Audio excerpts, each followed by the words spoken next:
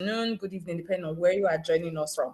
We're excited to have you on here this evening. Before we get started, I would like us to quickly introduce ourselves. Just head over to the comment section, tell us your name, tell us where you are joining from. I mean, there are lots of us still in Nigeria. Let us meet ourselves. Tell us your name. Tell us where you are joining from. You can tell us what you do as well. I'm expecting that some of us will be data analysts already, so maybe data scientists, maybe you are a data enthusiast. Just go ahead and share with us. Beautiful. Iremide from Ibadan, data analyst. Thank you, our lovely Iremide. We're excited to have you here. Salami Ayodeji, joining from the United States of Nigeria. Wow. what a glamorous forgive me, but yeah, thank you, Salami. United States of Nigeria. I love that. We're excited to have you here. Oluguna Adeife. I got your name correctly though. Data analyst from Lagos. We are happy to have you here. Francis from Paris, France or Francis. What an exciting name, an exciting location. Hello, Francis. It's good to have you here. We have Francisca from Jos. Wow, Francisca, good to have you here as well. We have Victor from Lagos. Victor, it's good to have you here. We have Ebonolua from Lagos. It's good to have you here. We have Benga Osiefa, aspiring data analyst. I hope this is not the same Benga. I'm not sure. Well, we'll find out though. Yeah, thank you for joining the session. We're excited to have every one of you here with us today. So we already know what this is about, migrating to Canada as a data analyst. And this is, of course, put together by yours truly, Data Analytics Elite. So before we get started, I would like every one of us to make sure that our audio is set and ready. Make sure that you are well seated and settled for the session. Avoid every form of distraction and prepare your questions. It's very, very important. Don't let your village people come and distract you. Don't let them use any instrument of distraction even if it's 1 minute, even if it's 2 seconds, please don't let them distract you from this session at all. You need to pay attention. If you are lying down, wonders happen. You could just mistakenly slip off when they are sharing an information that even made you pay to join this session, right? So please make sure that you are here, like you are here with us, paying maximum attention, your audio is set, and then most importantly, prepare your questions. I'm sure you already have questions in mind, and we are hopeful that this session will help you address that question or address those questions, depending on the numbers, of course. But if as the session goes on, you still have a question that wasn't talked on, we'll have a Q&A session where we'll get to, address all of those questions. Okay, so that is very, very important. My name is Ejiro Pepe. I'm the sales lead at Cloud Clinic Limited, and I'll be your host today. I'm also a volunteer for the data analytics community. So our agenda for today is straightforward, like our government will say, 5-point agenda. Very straightforward. We'll start with the introduction. We'll briefly talk to you about what data analytics Elite is about, in case there are other services we offer that might be of value to you. And then we'll go in depth onto why we are here, so you know exactly what to expect from this session at the end of the day. And then we'll move on into the discussion session, and then we'll have a Q&A session. So the introduction is what we've done already. I don't think the people that are just joining, perhaps I'm not sure they can see the comment section though, but yeah, that was the introduction. If you are here, you can still go ahead to tell us your name, tell us what you do. We'll definitely be excited to meet with you. All right, so about Data Analytics Elites. This is a community of highly skilled data analysts who have gained expertise and mastery in the technical and leadership skills needed to thrive in the data analytics industry. This is evident in our members, beginning from the founder herself, Iremide Olatunji, who is also very much present with us on this call today. Hi, Remedy. Hi, Pepe. Beautiful. Great to have you here with us. Yeah, so these are the caliber of people that we have, seasoned data analysts that do not just have the technical know-how, but also have the soft skills, right? The reasoning behind also thriving as a data analyst. And then in this community, we are focused on mentoring aspiring data professionals who want to gain mastery in data analytics, the tools, the techniques, and the technology. So this is evident in the courses that we offer. We offer courses on different tools and courses like this also for soft skills and to help you prepare and position yourself. The services are limitless, really, as long as you are a data professional. Our live Remedy to tell us briefly about the courses that we run at Data Analytics Elite and what you can learn and the period and the duration, everything you need to know. In case you are here and you don't have the technical skills yet, you can definitely subscribe to those. Or if you know someone or you have a partner who you want to make this dream come alive with, and you're like, oh, guy, babe, I need you to learn this skill so that together we can jack back to Canada. I mean, I saw Benga's picture with his wife, I guess. I'm not sure. But I think it's his wife. The way they were posting, I'm like, God, when? Imagine if it was me and my husband in Canada. So, I mean, people do that all the time. So, you can easily tell or recommend someone to, come and take this case. Mind check your remedy. Hi, Pepe. I'm here.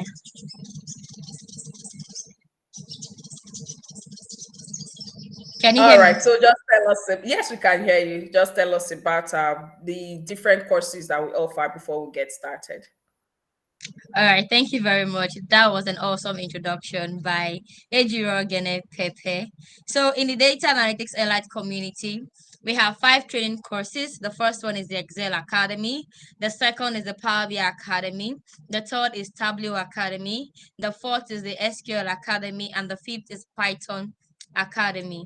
Currently, we ended the Excel and SQL Academy a few weeks ago, and then we'll be reopening registration for Excel is starting 10th of September 2023, and it costs 12,000 naira. So if you are interested, I'll drop a link or a contact in the comment section as the session is going on. You can write that down and then reach out to us after this event for more information. For Excel, it costs 12,000 naira for 4 weeks. It's starting 10th of September. Power BI is currently in session. That started 5th of August. Tableau is starting in October, 8th of October. SQL is starting in October. Python is starting in November. And also we have the soft skill training, and that will be opening to everyone who is a data analyst. We believe that it is important for you to get technically skilled. However, it is also more important for you to build your soft skill as a data analyst. Soft skills like how to negotiate, how to communicate, how to collaborate with people. It is very important for you to know how to relate with people aside knowing the technical part. And very graciously, Ejiro Pepe is actually the soft skill project coordinator. And this is one of our projects, like I said, migrating to Canada as a data analyst. So that's basically all I have to say. I'll hand over to Pepe to take it up from there. Thank you. Thank you so much, Remedy. Pleasure to have you here. Thank you for all that you do for this community. All right, so we're going to move on to the next item, which is why exactly we are here. So, like I mentioned, this is going to help us understand, expectations. So you know exactly what to expect from this session at the end of the day. So the first on the item is the study visa, right? There are different routes that we're going to be considering: the study visa, the work permit, and then permanent residency, and then what is needed. So we're going to be covering the study visa, and then we'll cover the work permit. We have the open and the closed work permit. We're going to also be looking in depth into permanent residency, how you could get this, and we'll look at the two different options: the federal skilled worker program and the provincial nominee program. And then as a bonus tip, we'll be talking about document packaging and job application support. So I hope that we all got this. So if you have any question around any of these agenda, any of these points I will be talking on, it's important that you pay attention so you can get relevant answer to your question. And in case the question in your mind is not answered as well, it's important that you note down your question so when it's time for the Q&A session, we can have it. All right, so meet our guest, the person of Benga Adeyemo. Benga Adeyemo is someone that his story inspires me a lot. I mean, if you look at his profile, you know that it's not math. Like my Igbo brothers and sisters will say, it's not shere shere. He has been in this field for more than 6 years. Yes, more than 6 years. He started as a data entry officer. So not to say that you shouldn't dream big, but I know that in the tech space, most of us, when we get started, we want to start doing senior data analyst already. We want to start doing country manager role. You are looking for a big role when you are just starting. So his story kind of remind me of the essence of humble beginnings, starting gradually and building upon that. He has gathered experiences from different industry and he currently works with a seasoned company in Canada. Of course, that is the reason why we are here today, so that he can show us from his experience the things that he did that helped him get to that point, that helped him get to that level, so that we can also apply those skills ourselves. For those of us that want to, in fact, why am I saying those of us? The reason why we are here in the first place is because we want to. So yes, for every one of us that is aspiring to be there, so that we can definitely put in the effort that is required, get the relevant guidance, and then of course run with it. Mind check, Benga.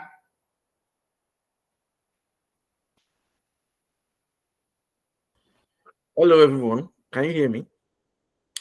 Yes, Benga, we can hear you. Okay. Good morning, good Yes, afternoon from wherever you are. thank you, thank you, thank you, thank you. Welcome, welcome, welcome. So Thank you. you have the floor, right? Okay. Based on what we're going to be talking on, we'll start with the different routes, especially study visa. We'll start from study visa and then we'll progress on to the others. So let's start from the different options that are available in that category. Okay, thank you. Um, you cannot see me, right? Okay. Sorry, no vex. Yes, I we just can wake see up. your fine face. Ah, Thank you so much. Thank you so much, Iremide. Thank you, Ejiro, for inviting me to this session. So me and Iremide had some couple of discussions some few weeks ago, and we decided to, host this program. And the reason why, see, it's not about the 1,000 naira that you guys paid or whatever, but it's about the orientation, the exposure to all of these things. Over the years, we've noticed that a lot of people, they get scammed. It's not about how educated or how exposed that we think that we are. A lot of people still get scammed a lot when it comes to the issue of traveling abroad and stuff like this. A lot of people don't have enough information as per how they can go about the whole process. How does it work for different countries? How does the process work? What are the documentation that you need to submit? And also, what are the post-graduation plans of that country for you after you finish your studies? Let's take, for example, now the UK, for example. You see that most people are going to the UK these days, right? UK has opened their border for people to come. Some people even bring their what's it called, their dependents with them. Some people bring as much as 7 and 8 dependents. Some people bring in as their father, their mother, everybody together with them. I won't blame anybody seriously. It's just a Nigerian situation. I'll imagine we buying petrol at 700 naira. There's so many people, young people, very talented, with so much abilities, with so much capabilities around, but the kind of country that we find ourselves is not making that capabilities to even show. So it's a lot, and it's well understood. Now, I was talking about the UK, for example, that, for example, if you go to the UK now, you do, maybe, for example, a 1 year master's, and you can do what you call a post-study work visa, which is for 2 years, and after that, nothing, except maybe you get a job, which is a tier 2 job, and you maybe some people get like tier 2 3 years visa, some people get like 5 years, and you have to be on that tier 2 visa for 5 years before you can now get what they call indefinite leave of remain. That is ILR in the UK. And then after 5 years of being on ILR again, then you can now apply to be a British citizen. So altogether, let's say that will take you an average of 13 years before you can become a British citizen. Imagine. If I even heard now that in the UK, before you can even get your ILR, you have to be on tier two for at least 8 years. I think they are still planning it. They have like they've not really implemented the policy 100%, but I'm hearing, them say. So that's just it. Now the reason why I love Canada is because in Canada you don't have to wait for that long. You don't have to wait for a whole 13 years average before you can become a Canadian citizen. The Canada is very straightforward. For example, you come to Canada as a student, maybe you do a master's degree or you do a postgraduate diploma or certificate program or whatever program you want to do, and you get your postgraduate work permit for depending on the number of years. We are still going to discuss it in details. Depending on the number of years that it takes to finish your program, you get your postgraduate work permit, you get your permanent residency. Then after 3 or 4 years, you get your Canadian citizenship. That's the way it works here. It does not like UK or some other countries that they are not. It's not straightforward. Even in the US, you go to the US. US is a very good place to school, especially if you are single and you're not married yet. Right? It's a good place to go. You can go. They have so many funding opportunities. But what is the post-graduation plan after school? And that brings in our mind a lot of questions. What if I go to the US? I have a master's degree from Ohio State University, from University of California, blah blah blah. And after school, the only option I have is to do what they call OPT, the optional practical training, and that's for 3 years because I did a STEM course. And after that, what is my fate? Nothing, unless I get married or something, or unless I'm lucky to even get an H-1B visa that gives me another extra 3 years to stay.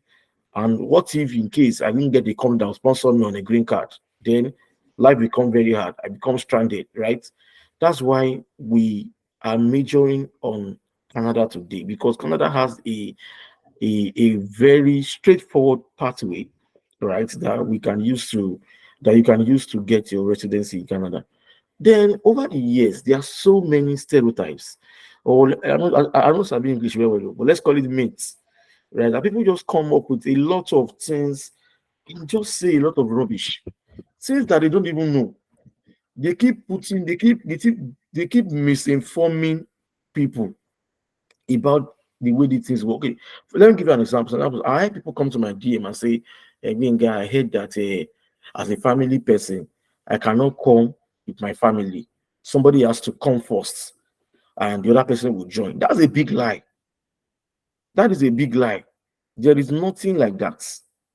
There is nothing like somebody has to come first. The other person will join. Family members can come together.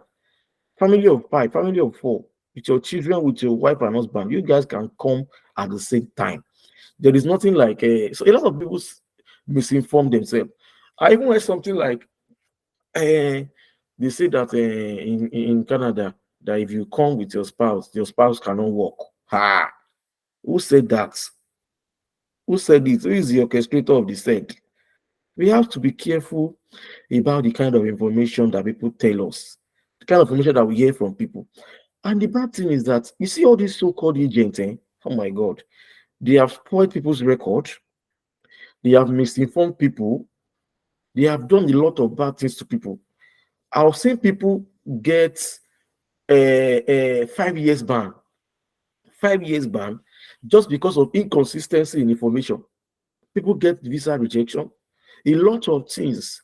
Some people cannot even come to Canada again because these called agents said they were A today. Tomorrow they said they were B. Like inconsistent information, they spoil their record. And these people, they have record. If you keep if you keep having different kind of inconsistent records with them, before you know, they will flag you. And if they flag you, you might not be able to apply again. So one needs to be extra careful the kind of agent you give your application to do. Some of these called agents, let me tell you the fact, they don't even know anything. Some of them are just using your application to do trial and error. They are using it to do test run. So one has to be very, very careful, because when you have a record with them, in fact, some agents are so bad that they will not even give you access to any information. They will not let you know what they are putting in your application. So when you now meet somebody that wants to do the right thing for you, right? At the end of the day, the person will not have an idea about what the former agent has done. And before you know it, your record is just messed up with the embassy. So one needs to be very, very careful. In order not to waste our time, right? I'm going to be discussing some legal ways you can migrate to Canada. See, I've even heard people say their agents told them that they can get a visitor visa. Then when they now get to Canada, they will start working. It's a big lie. It's a big lie. That's why we are here today to orientate you. You are a data analyst. You should be more informed than any other person in this world. You should know about the legal ways of doing things. If any agent is telling you, go to Canada and come and go on a visitor visa, ha, all of us waiting on work permit self to find job self, easy. Not to talk of person where they come on a visitor visa. So we have to be very, very careful out there. So that's why this is more of like orientation and exposing people to a lot of things that they don't know, and a lot of things that they even feel they know. Right? They need to know it more in the right way. Now, please, can you take the slide to the next slide? We have the list of what we want to discuss about. Ejiro, next slide, please. Yeah, please give you a minute. My network is Okay, acting up. yeah, no problem. So the first route we want to talk about, which is the most interesting one that I like to talk to anybody, but I like telling people about, is the study route, right? Because I came into that route also, right? So the study route. Now, let's talk about the study route. Now, in Canada, they have different kind of schools and different kind of programs and different kind of study level, right? Let me explain that to you. Now, when we say different kind of schools, just like the way we have it in Nigeria, they have the colleges, they have universities, they even have some they call polytechnics, some even call their own Institute of Technology, right? They are all, so the Institute of Technology, which I will call the IoT, the colleges and polytechnic are on the same level. Now, what do they offer? They offer bachelor's degree, postgraduate diploma, certificate programs. Some even call their own advanced diploma, just like we have HND in Nigeria. Some call it diploma. Some even call it. I've seen something like post diploma before. Post diploma studies. Some people call what we call postgraduate diploma. Some people call it postgraduate certificate. Right? They mean the same thing. Both postgraduate certificates and postgraduate diploma, they mean the same thing. Right? Now, that is for colleges, that is for uh, IoTs, and that is for the polytechnics. That is what they offer. Now, for the universities, just like just like in Nigeria, they offer bachelors, they offer masters, they offer PhD, they offer some even offer certificate program. Some of them offer diploma, not all of them, and some offer what they call post-degree diploma or what they call postgraduate diploma, right?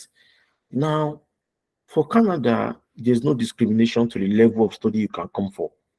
You can come for any program. You can come for, not like I mean any program per se. What I mean is that level of study. If you like, you can come for a diploma. You can come for a certificate program. You can come for a postgraduate diploma. You can come for another bachelor's degree entirely. You can even come for a master's. You can decide to come for a 1 year certificate program. Just a short course, a short program.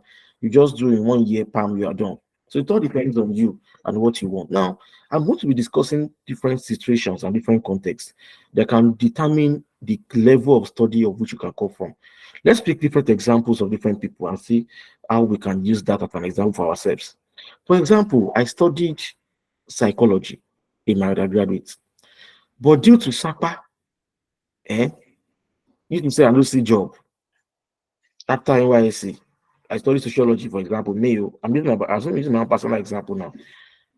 When SAPA reach sociology for Nigeria, what thing I want use and do? Nothing. It's not useful in terms of workplace, right?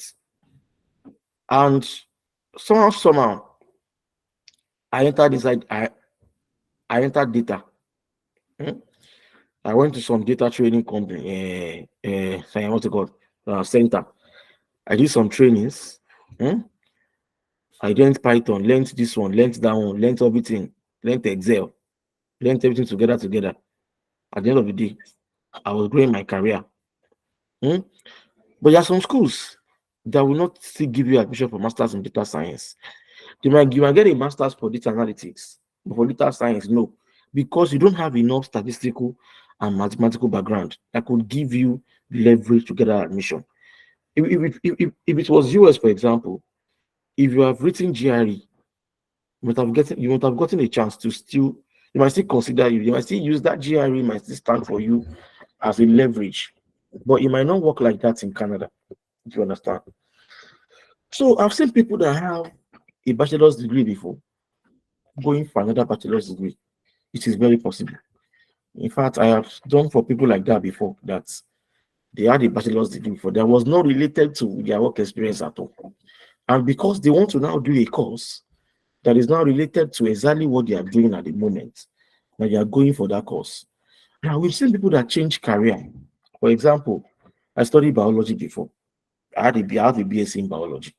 Now I want to go and study nursing because I'm interested in nursing at that now. Because my career goal and objective at this point in time in my life is to go and study nursing and then go for another bachelor's degree entirely. Right?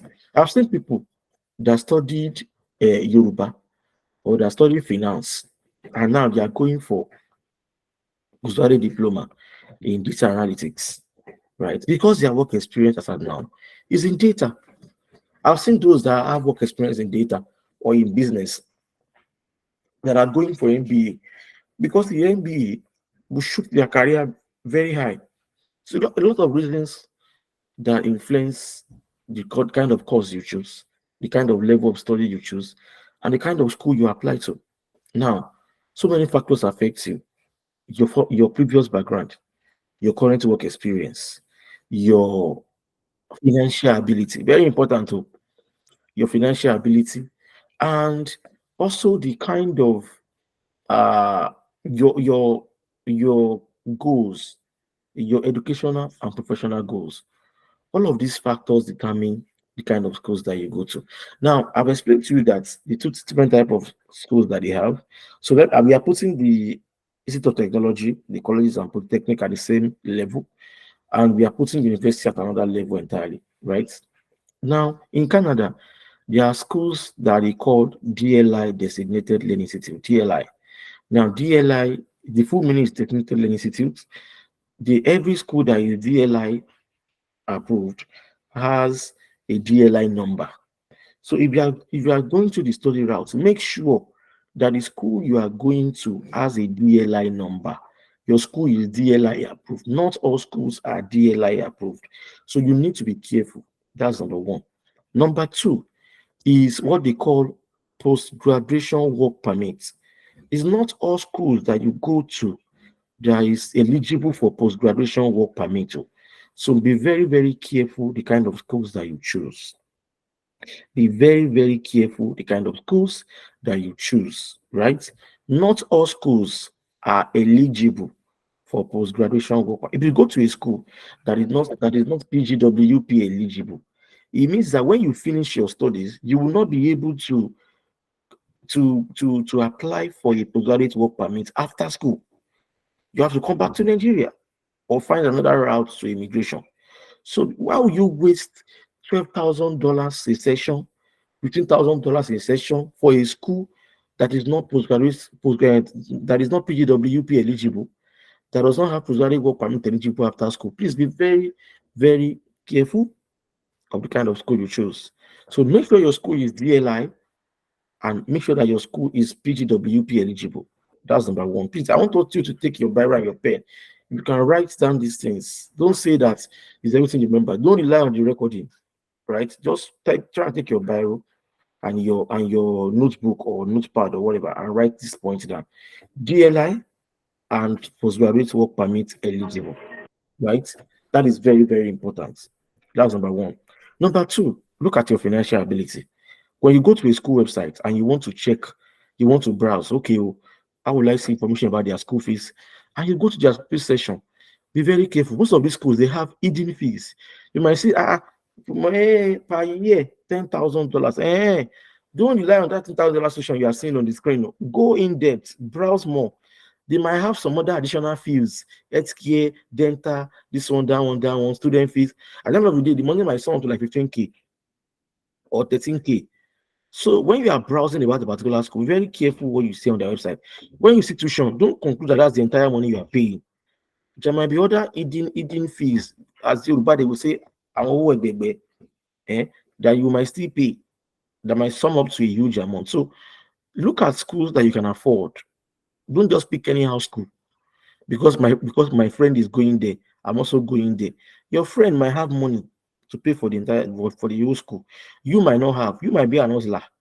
And maybe you are relying on when you come here is when you are going to work and come and also the school fees out. And I also want to address one point that I see that people do. People come to Canada and come and rely that when they come here, they will see a job and now use that to pay their school fees. It's a lie, you. That's not the way it works. So I will advise you to at least have your first semester with you. Even if it's just that first semester alone that you can afford, please try and pay. Try and make sure that you have that money. If you are coming to Canada and say, you say Canada, when you get here, you get a job. Oh God, there are so many jobs in this place. Job they flow for road. No be so. My God, you know what's in my eyes see for you. Don't let anybody bubble you. Don't let anybody deceive you. I know the worst part is that those that are here, that are Canada, that are your friends, they will not still be deceiving you. They will not want you to now come and be suffering together with them because they are suffering too. But they will not tell you because you are seeing all the pictures, fine pictures, on Instagram. Wow, saying wow, I'm Canada fine. All the things that they told us about this place, not be so we see them when we come here. Not be so we see them. Don't let anybody bobo you. Canada is not easy. Your first 6 months to 1 year is struggle. It's not easy. You are going to struggle a lot because you are still new to the system. You are trying to incline the system. You are still trying to try to understand the system, try to maneuver your way, try to get a job, trying to integrate well into the system. It takes a lot of time, and it doesn't the way it works for Lagbaja does not mean it work for you. Some people come in, they get a job in 2 months. Some people are lucky. Some people come in, it might take them 6 to 7 months to even get their first job. So everybody's head is different from each other. Also, who access to information also determines how well you go far here. When you work with the right people, when you have access to people that know information, that have access to the right information, it must also determine how well you can move. You understand? But don't come here with the mindset that, when I get to Great Canada, I'm going to get a job as fast as possible. Now lie. Don't allow anybody to bubble you. The worst part is that those that are even here, they are the ones that will be deceiving you. They are the ones that will be deceiving you, telling you that when you come in, you get a job immediately. It's a big lie.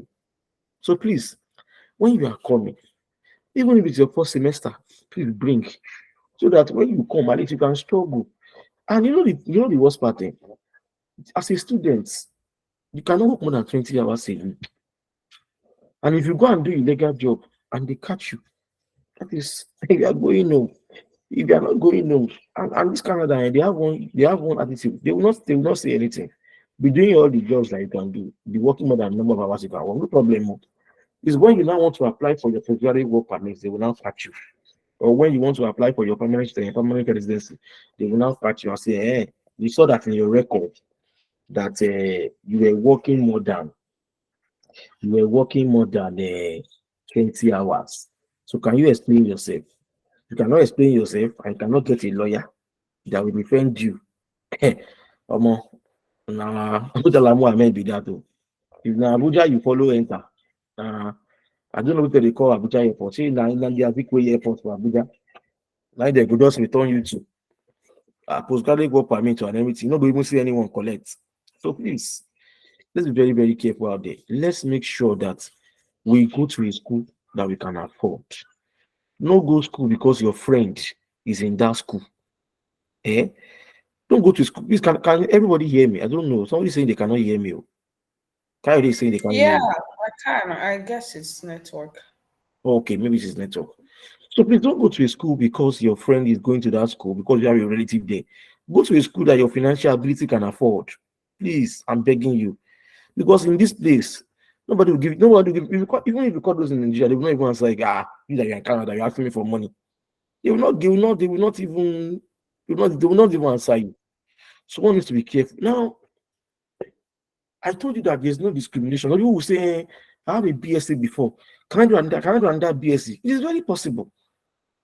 They will give you visa. My wife too, she has a BSc before, but now she's come to do another BSc, right? It depends on you. You can do it that way if you want to do it that way. Oh, I have a bachelor's degree. Can I come for a certificate program? Does it not look like it's lower than what I have before? You can come for it. See, everything depends on the way you write your statement of purpose. Will determine. See, if you write a comprehensive SOP, right? You write a very comprehensive SOP. It will give you depending on the way you package your application, will determine whether the visa officer will give you or not. Right now, if you are coming to study route, what are those things that the visa officer looks at? Number one, your formal background and education, your work experience, right? Now, there are two ways to it. There are two contexts which I was explaining to you. There's what is called career progression, and there's something called professional progression. Now, when you say career progression, this is what it means. I have a BSc biology before. I want to come for a master's in biology. Now, there's a progression from what I studied in my undergraduate. It's the same thing I want to progress about. Like I'm doing the same thing, but progressive, like in a progressive manner. So a BSc biology to MSc biology is career progression. But a BSc in biology with a work experience in data science, and now I'm going for a MSc data science or a PGD in data analytics, right? That is a professional progression. It does not relate with the biology you had before in your previous background. Now it relates what you are going for. Now relates well with your professional background at the moment. So that is professional progression, right? Right. So now when you come here for school, right, you will be given the same number of years you used to study, the same number of years they will give you for the postgraduate work permit. So let's say, for example, you are doing a 1 year program. They will definitely give you a 1 year postgraduate work permit. If you do a 2 year program, they will give you a 3 years postgraduate work permit. That's the way it works. So if you do at least two sections in Canada, you are liable to get a 3 years postgraduate work permit after school. That's the simple way it works. I hope you understand that. Now, that is that about that. Now, now there are different routes you can use to get your permanent residency. Now, different people go to different routes. If I know somebody that just came in this January, because I came in May, somebody came in January, and the person is already close to getting their PR. I'm like, man, how did you do it? You are still in school. You've not even finished the program you came for, and you are about getting your PR already. And this person is person is schooling in Calgary, and the person is almost getting a PR from Ontario. So people have different ways. Now who see now who know way oh, and to more way lo more way. That's what they say it in the Yoruba. And to more way lo more way. People know a lot of routes that they can use to get this residency of its in Canada. So it all depends on the information you have, who you know, what they are telling you, the caliber of friends you move with in this place to determines how well you can progress or how well you can go up high here in Canada. That's the way it works. Now, to continue our conversation, still on the study visa route. So let me give you an example. Can I share my screen? Yes, please, you can. I'll just stop sharing so you can. Okay, thank you.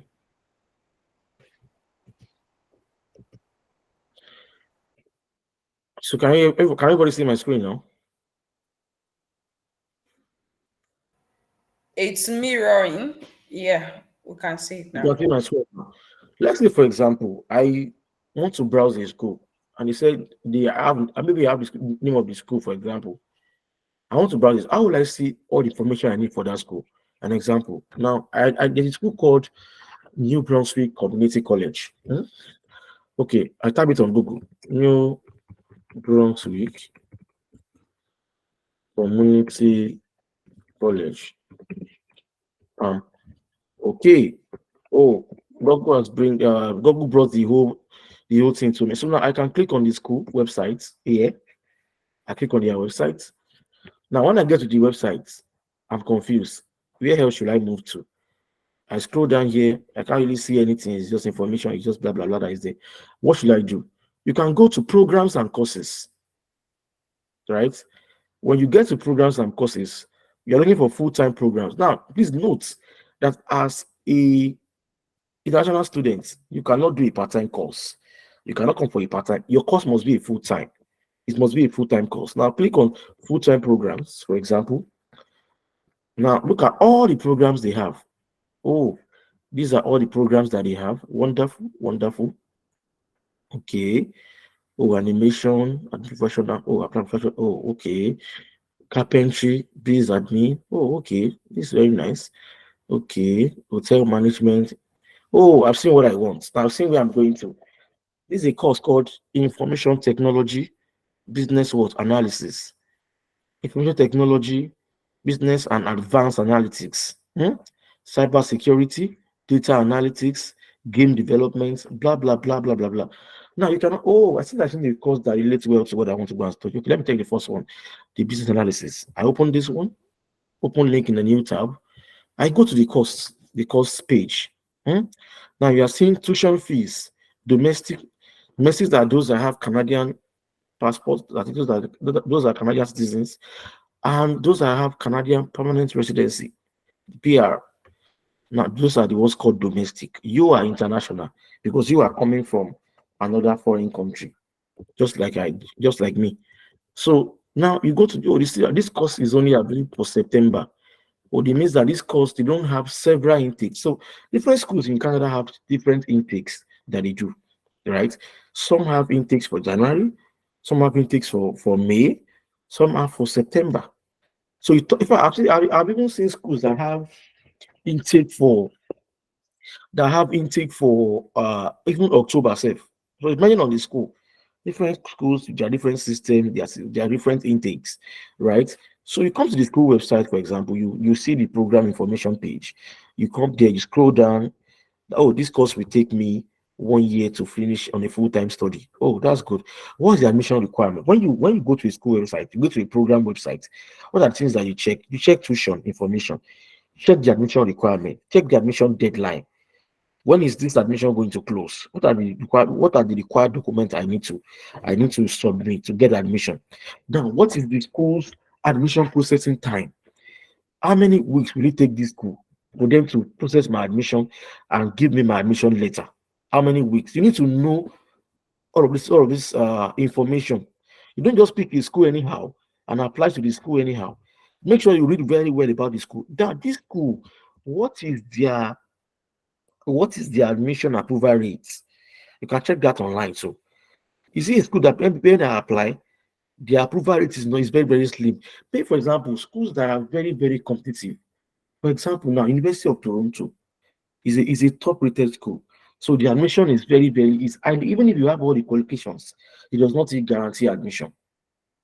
So if now a school can be competing for two different reasons. Now, I want to explain that to us. A school can be what? Highly competitive due to two different reasons. Number one, it might be competitive because the school is top rated. For example, McGill University, University of Waterloo, University of Alberta. Those are U15 universities. Like they are top research universities. So they are highly competitive when it comes to admission because people from different parts of the world, from the US, from Asia, from Africa, from Australia, from South America, even from Europe, are applying to these top schools. So it's not only you. So I have work experience in this. I have true one. I have postgrad does not guarantee admission because those schools are competitive because they are top rated. That's number one. Number two reason why a school can be competitive is because the school is cheap. That reason might sound very funny, but it's the truth. A school can be competitive because it's cheap. Maybe it's very, very cheap compared to other schools. Imagine a school that you pay $8,000 per year. Everybody go rush am. So 8,000 for the entire session, and another school is asking for 15K from me, 17,000 from me. No, no, no, no. I can go to a school. So those kind of schools, they always do shakara because people are rushing them because of their fees. Their fees might be like very, very low, like very, very affordable. Now sometimes too, people rush a school because they have a flexible payment plan for students. So some schools that will allow you to pay installments. So those kind of schools too, people used to rush them. It does not mean that the school is very, very good or the school is top rated. No, it's because they have nice payments plan for students. People can come there and they pay, small, small. So then there are some schools here too that are very, very flexible with payments. They are very, very flexible with payments. Please hold on, just give me a second, please. Just hold on for me, please.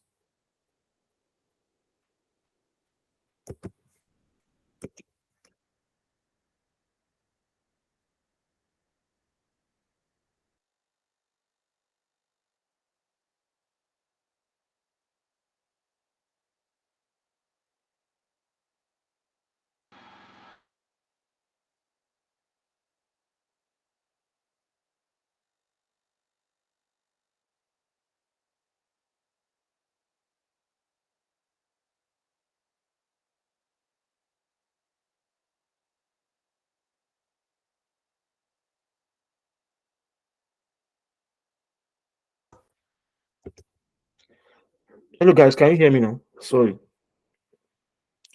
So as I was saying, can you hear me, guys? Can everybody hear me? Yes, we can. Oh, Yes. thank you. So as I was saying, there are different reasons why a school can be highly competitive. It's because the school is very affordable and they have flexible payment plan for people. So it does not mean that the school is top rated. Please don't get it wrong. Oh. So that's it. Now, people also sometimes people choose school because the kind of community they are from, there are plenty people that are in that school that are from their communities. So, for example, maybe there are some particular schools that you see Nigerians go there a lot. So, I will not blame anybody if you choose a school where you have so many Nigerians there because you want a place where you can have people that you can talk to, people that are from your background, people that you can easily relate with you, people that can easily make it easy for you to integrate well into the society when you are a newcomer. When you come to a new country, you're a newcomer. Being a newcomer comes with a lot of struggle. You have to know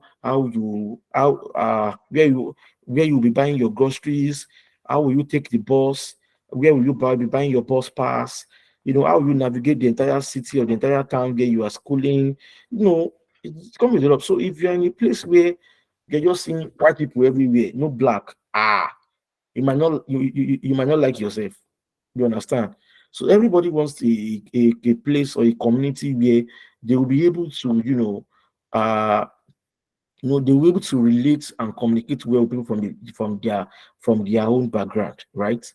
Now, when you choose a school, you choose a study level. It does not affect what you get for postgraduate work permit. So, for example, now, if I'm going to a DLI school and it's a PGW eligible school, and I do a 1 year program, that does not mean that I won't be able to stay in Canada. So let me try to make you understand what I'm trying to say. So this is it. So people say, 1 year program is too short to hope I'll be able to apply for a PR with that short period of time. So this is the way it works. Let's say, for example, you do a 2 year program. You go for a 2 year program and you get a 3 years without work permit. Now, after school, I'm talking now in the context of somebody that is a single, like no marriage. They are single this time now.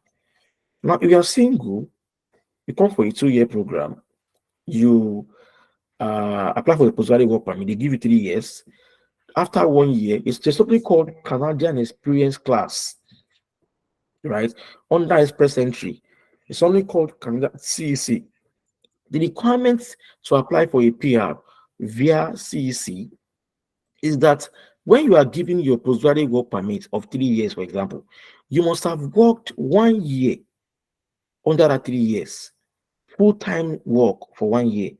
For example, in the province where I am, for example, I'm in Manitoba at the moment, right? For now, I'm in Manitoba. They only require you to even work just 30 hours a week. If you can meet 30 hours a week requirement, you are fine. You work 30 hours a week, for example, for a whole 1 year under the career and experience class, you can apply for your permanent residency. So far, you miss the 1 year requirements. Now, some people, in some provinces, they do what is called provincial nominee program, PMP. That is, the province will be the one to nominate you. They will be the one to nominate you for your permanent residency. Now, for that one, the requirement is that you have to work in the province for 6 months. I'm talking about Manitoba where I am. I don't know about all the provinces. They might have their own different ways of doing their own PR. I don't know, right? But for Manitoba where I am, right, the requirement is that I work 30 hours a week for a period of 6 months, full-time job, and I'll be eligible to apply for permanent residency. So it works in different provinces, different ways, right? I'm giving an example of Manitoba where I am, right? In Alberta, it might be different. In Saskatchewan, it might be different. In British Columbia, it might be different. In Ontario, in Quebec, in Newfoundland, in New Brunswick, it might be different by all these other provinces, right? So that's the route from your study visa. Now, when you are in Nigeria, the visa you get on your passport is called study visa, right? When you get to point of entry, that is the airport in Canada, they will issue you a study permit. It is a study permit that you can now use to work and study in Canada. That's what you get at the point of entry. Now, many people think that when they get their visa, shikina story don't end, I don't enter Canada. Not be so. You might get your visa and still be bounced back at the point of entry. So getting a visa does not guarantee that you enter Canada, right? Now, if you get your PR through Manitoba, for example, through a particular province, it means that you have to work and stay in that province until you become a citizen. That's the only time you can leave that province. If anybody bobo you and say, when you get your PR through Manitoba, you can move to Alberta after. They are going to get back to you when you are applying for citizenship. When you apply to become a citizen, many people get that thing wrong. Oh. If you come to Manitoba and get your PR through Manitoba, you now want to go and start working in Alberta. My brother, they might bounce you back when you want to apply for your citizenship. They will tell you that you applied for your residency through Manitoba, but you are working on Alberta. Alberta did not apply for PR for you. Alberta government did not nominate you. So why are you working in Alberta? So if you get your PR through a particular province, it's advisable that you stay and work in that province for the entire period when you now become a citizen. When you become a citizen, you can now leave the province and go to another province. Maybe that province get more opportunities. You can move there. Are you getting my point? So let's be very careful. But if you apply under the Canadian Experience Class, the CEC, right? You can live and stay in any province. You are not restricted. So getting your PR through a particular province does not mean that you are being restricted also, but it's because it was this province that nominated you. So it's a very logical thing. A province nominated you, it means that you have to stay and work there. It's because the province nominated you because they feel that you have the skills and they want you to come and stay in their province and pay your tax and work there. That's why they're nominating you to stay there. So if you're not going to another province after after you've gone to you've gone you after you got your PR through them and you are leaving them, I mean you have to explain. Say as they say as this guy say, Bonner boy say, explain, tire. You understand?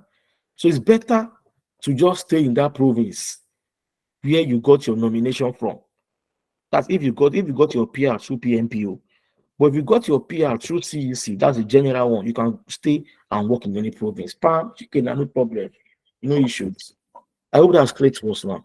So this is the route. You come through study, you get your postgraduate work permit, you get your PR. After 3 years of being a PR, you get your Canadian citizenship. Now everything at time and it takes process, right? If you are a student, if you are single, you come alone, you can't work more than 20 hours a week. In fact, if a friend of mine called immigration recently and he was being told that, come, Alaye, you cannot do more than 20 hours a week, even during break, even during break, you can't do more than 20 hours a week. So that's the limitation for a student. But when you finish your postgraduate work permit, when you finish your studies and you get your postgraduate work permit, you can work as many hours as possible. Although 40 hours is a standard per week, but if you are working more hours and you're getting more money, it means that invariably you are paying more tax. So the higher your income, the higher your tax. The higher your income, the higher your tax. I hope that's clear to you now. So now some people say, if I come for 1 year program, is it not too short? It is not too short though. In fact, I will advise everybody say if you can do a program that's no more than 1 year or 2 years, it's okay. No come and be doing BSc is not easy. Even us we dey try change school to a shorter program because the money is not easy. Do you know where these schools come bad? You see, if you come for a 4 year program, within that period, you now become a PR. They will not change your school status to PR. You used to be paying international because the school will tell you that when you entered, you didn't enter as a PR to the school. You entered as what? A foreign student. So you can't change your status. So imagine me being a PR and I'm still paying fees of foreign student fees. I mean, it doesn't make any logical sense. So why not? Why can't I come for a 1 year program then, or come for a 2 year program max, and get my 3 years postgraduate work permit, and get my PR? Now, if you do a 1 year program, it is not a problem. I will explain to you how it works. This is how it works. So, in a province like Manitoba, for example, if you apply for your PR through PMP, right? That means that you have to work for 6 months. So if you do a 1 year program and you get a 1 year postgraduate work permit, this is the way it works. So that means that you will get a 1 year postgraduate work permit. Then after 6 months of working full time, you apply for your PR, for your PMP. You get your PMP, apply for your PR, do IELTS, do all those things. You submit your application. Now, normally you have just 4 months, I mean 6 months more to go, or 5 months more to go before your postgraduate work permit to expire. Don't worry, do like this. It's a matter of there's a way they do it. Now, so far you have submitted your application for your PR. There's something called bridging open work permit. That is a work permit that you apply for when your PR application is already in process. Does not yet be approved. Now, the bridging open work permit does not have expiry date. It does not have expiry date at all. So the only time it will expire is when your PR application is approved. That's when it will expire. So you will apply for the bridging open work permit and be using that one to work until you get your PR approved. Now, people say a lot of nonsense that I've heard before that when you apply for PR in 3 months, 4 months, your PR is out. Now, lie you. Sometimes PR takes as much as 8 months to 1 year before it will come out. So don't allow anybody to be come to Alberta, come to Saskatchewan in 4 months. Your PR is out. Now lie. You go explain tire. I keep repeating that thing. You go explain tire. That's why we are here to orientate you. See, when I came here too, I came with a lot of expectations. Oh, Canada, I'll get my PR in less than 1 year. It's very, very easy. It's not a lie. When you apply, sometimes it takes 8 months. Sometimes 1 year safe before it will even come out. So your only saving grace as at that time is your bridging open work permit. For those that are here for a year program and they get a 1 year postgraduate work permit. For those that go for a 2 year program, you have no problem because you get a 3 years postgraduate work permit. So no problem, you're fine. You have no issues. Right? And if you come here, you are now maybe you start your program and maybe you don't have money. to continue your second semester. There's something called deferment. You can defer within your program. You can defer. It's legally allowed in Canada. But your deferment must be approved by the school. Your school must approve it. And secondly, it must not be more than 150 days. That is the rule. Number one, your school must approve it. And number two, it must not be more than 150 days. That's the condition. So we have to be very, very careful out there. Don't let anybody misinform you unless you go to explain tire. Okay, very well done. So when you go to a school, you go to their school website, you check their program. Then, for all of us that we are data analysts, there's something I want to correct too.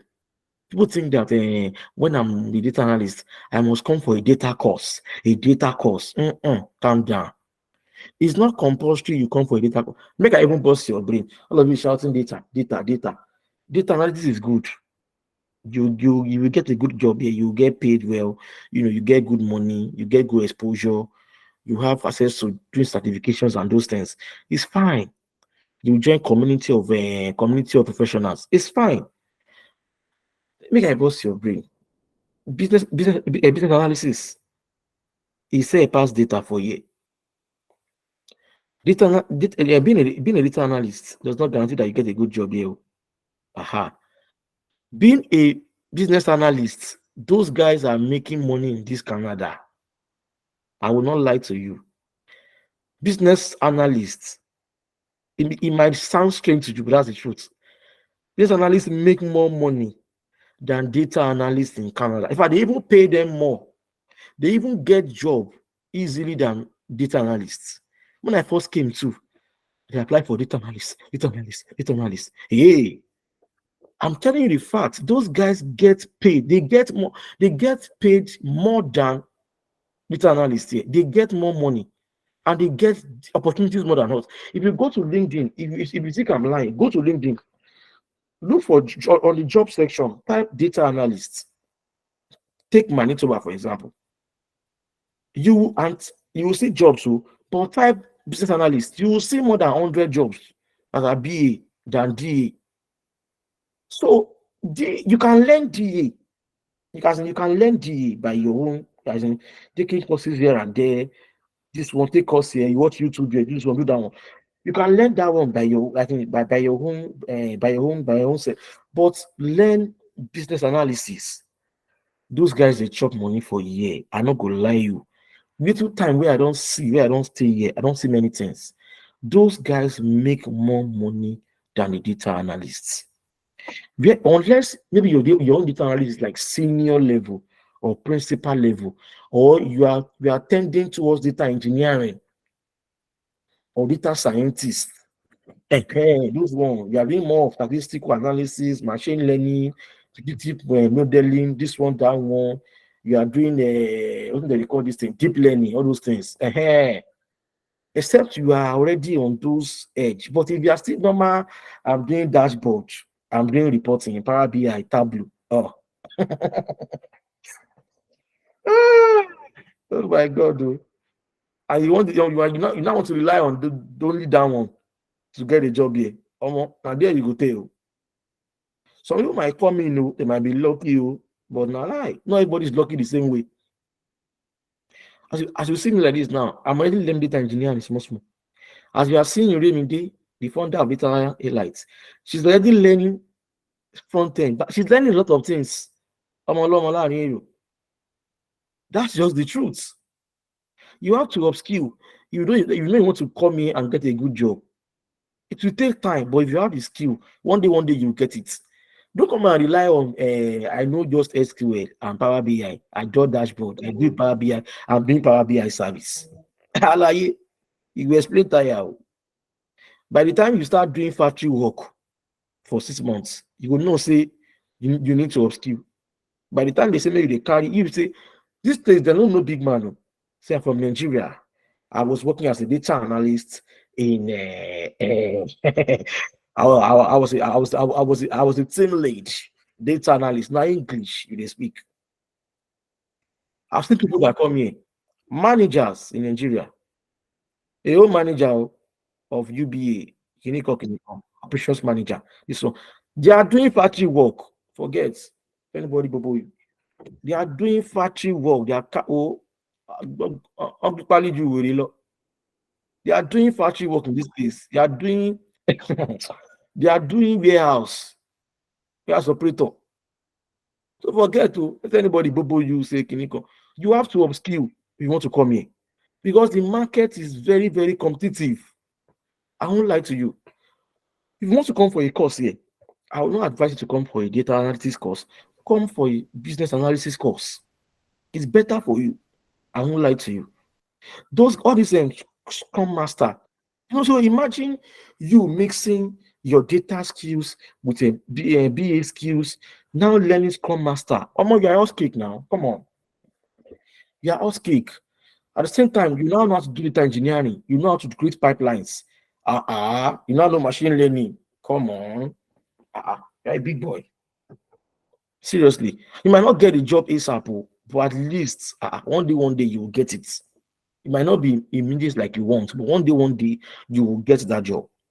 So if you come here, I now want to say I'm a Tableau ambassador. I'm a Tableau ambassador. Eh? Oh my God. I'm a Power BI ambassador. So now only Power BI alone you want to carry come here. Okay. I understand you. Even Power BI developer job, they will tell you that you must know BI stack like SIS, SIRS, SISS, SSA, what they call them, all these BI stack. You must know cloud, you must know Azure. So even if you see Power BI developer, just don't you are doing Power BI alone. You are doing Azure, you are doing AWS, you are doing BI stack, you are doing pipeline too at the same time. So don't think I'm going to stick to my data. I don't want to learn any other thing. I just want data. Alaye, be flexible. Be flexible. Learn Scrum Master. Learn Agile methodology. Learn business analysis.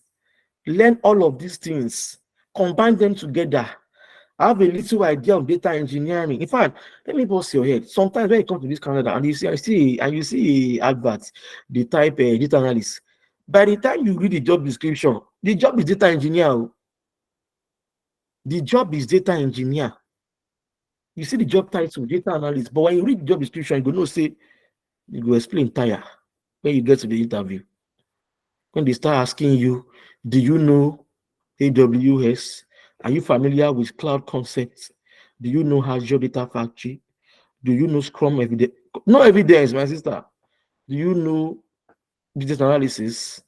Have you done requirements gathering before? And you start saying, no, me, I'm a Power BI developer, I'm Power BI ambassador. No, now only Tableau I know. And then you know say you don't enter Ramo.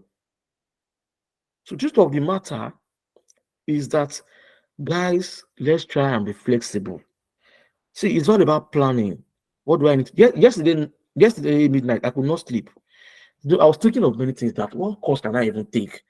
I was looking at Scrum Master. I saw Scrum Alliance. I saw Scrum. There are so many all these Scrum international companies that do this Scrum and what's it called certifications.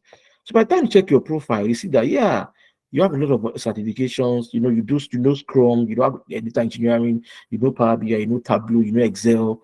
You have an idea of BA. All these things combined, you want to become more cake. So don't be too rigid. No, I'm a data analyst, and that's who I want to be. I'm a data scientist. I want to be a machine learning algorithm analyst. I want to be a deep learning enthusiast. That might laugh now, wicked laugh. I'm telling you. If you stick on those things and you are not flexible enough, now there you go sleep. So let's leave that one aside. So that is the path to study route. Now, some schools have different intakes. They have January, they have May, September. Not all schools have all the intakes, so be very, very careful. Now, when it comes to visa application, now let me put this disclaimer out there in case this video goes on YouTube I am not a registered Canadian immigration lawyer or a Canadian immigration consultant. I beg, I repeat, I am not a registered Canadian immigration lawyer or consultant. Anything I tell you here is based on my own personal experience and it's based on other people's experience that I've gathered. Is what I'm using to expose you and to enlighten you. I hope that's clear to us. For your visa application, what are documents that you must provide? Document like SOP, statement of purpose, educational certifications, your BSc result, your blah blah blah result, Microsoft Azure certification, everything that you know that you say you get as per academical and what's it called, professional certification, everything you put for your, you go put them for there. Sample projects that you've done before, put it there, put the link there. Your home ties, very important. What do you mean by home ties? Home ties are, for example, you are married now. You can say, okay, oh, my children and my children and my wife, they are not following me for now, or they were accompanying me on a visitor visa and come back. That's home ties. We are married. That's the best home ties ever. I'm not saying you should go out because you want to travel, maybe go marry you. You don't go marry somebody because well, if you marry person where you're not supposed to marry, because you want marry, because you want to travel, you go explain tire. You go explain tire. If you go and marry because of say you want travel, so because you won't get home ties, you will explain and explain, no evidence. That's number one. If you go and do a Koyu package wedding because you want to travel, you go explain tire. So please don't go and marry because you want to travel. Marry somebody that you love. In this Canada, if you come and you marry the wrong person, your life will not remain the same. Because in this Canada, there's a lot of emotional trauma that you will go through when you are just landing, you are a newcomer. And imagine you're not going to marry the wrong person. Person will give you heart attack all the time.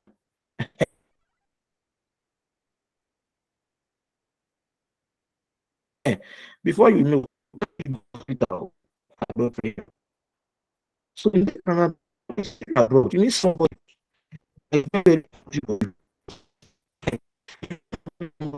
that is wrong. You go into wrong marriage, you will explain tire. Just be careful. So documents like that will show your own ties. For example, you are being married, is a good own tie. You have properties in Nigeria. You have parents. You have siblings. All those are ways you can showcase your own ties. You have a business in Nigeria. You have a study leave. I mean that you have a job, you are coming back. You have a job, you are coming back to do. Those are examples of ways you can prove your own ties. That you have something that can bring you back to Nigeria. I've seen people that are being denied because of home ties. People are being denied visa because of you don't have enough home ties. They are not married, they don't have parents, they don't have siblings, they don't have job, you don't have anything. You will explain tire. So you have to create home ties for yourself. Very, very important. In your visa documentation, you have to prove financial eligibility. How do you prove that? Your employment letter, your employment letter from a place of work, your latest promotion letter, in case you were promoted in your office, your pay slip for 6 months. Very important. And you will get a letter of introduction from your company, maybe your admin officer or your HR. Say, this Mr. Lagbaja Adekunmeyu, I know him. He has been working in this company for 3 years. This is annual income of his position. Yours sincerely, HR Director, Mr. Adeyokun. Adejeun kùtùkùtù láàárọ̀. You understand me now? You have to like get that letter from your office place to tell them embassy they know you. So if they contact them, say, do you know this person, this Mr. Adeyokun, we get big stomach? I know him. Yes, he gets big stomach and he get big head, just like me. They go know say yes, this person they know him. You understand? Now Financial eligibility, as I was saying, the money in your bank account, proof of funds, that's the aspect that most people get it wrong. Let me tell you how the Canadian embassy calculates it for you. So, a single individual, they estimate 11,500 Canadian dollars for you for your living expenses. That's estimated. Now, city per city, it differ. If you are going to Toronto, oh, they call it Toronto. Don't mind me. I'm a local man. If you go to Toronto and they tell you it's Toronto, they tell you it's not Toronto because most even me I don't know. Say na Toronto they call them. It's not Toronto, it's Toronto. It's Toronto. You say, are you going to Toronto? Toronto. So in Toronto is very, very expensive. One of my guys just come there on Monday. The guy they complain, say, we ain't got one time he say this I'll say for year na crazy. I'll say for year is crazy. In Toronto, they are paying as much as $3,000 for house rent for a month. Kilo day. In this small apartment where I'm staying now, how much am I paying? Me and my wife, we are staying in studio apartments. We are paying 820 per month because life in Manitoba is cheaper. But you might not get tech job is not plenty here. But if you want more opportunities, you can go to Vancouver, you can go to Calgary. It's not naira for waiting. 820 CAD, Canadian dollar. You understand? So you want more, you can go to Calgary, Vancouver, but those places are expensive. Imagine paying $2,000 for a room and parlor. You will just come, you say you package yourself, enter, you don't get money. You know how you package yourself. Even the one where you carry yourself, you borrow. People with their house, you still get debt to pay for Nigeria. You want to go expensive city to go and be staying. When your house rent is due, you go explain to your landlord tire.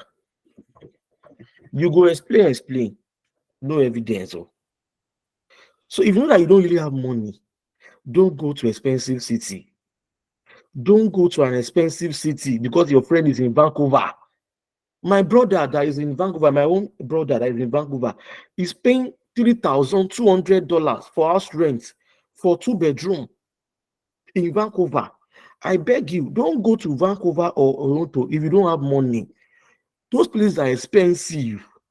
Unless your father is very rich or your mother is very, very rich, no problem. No problem.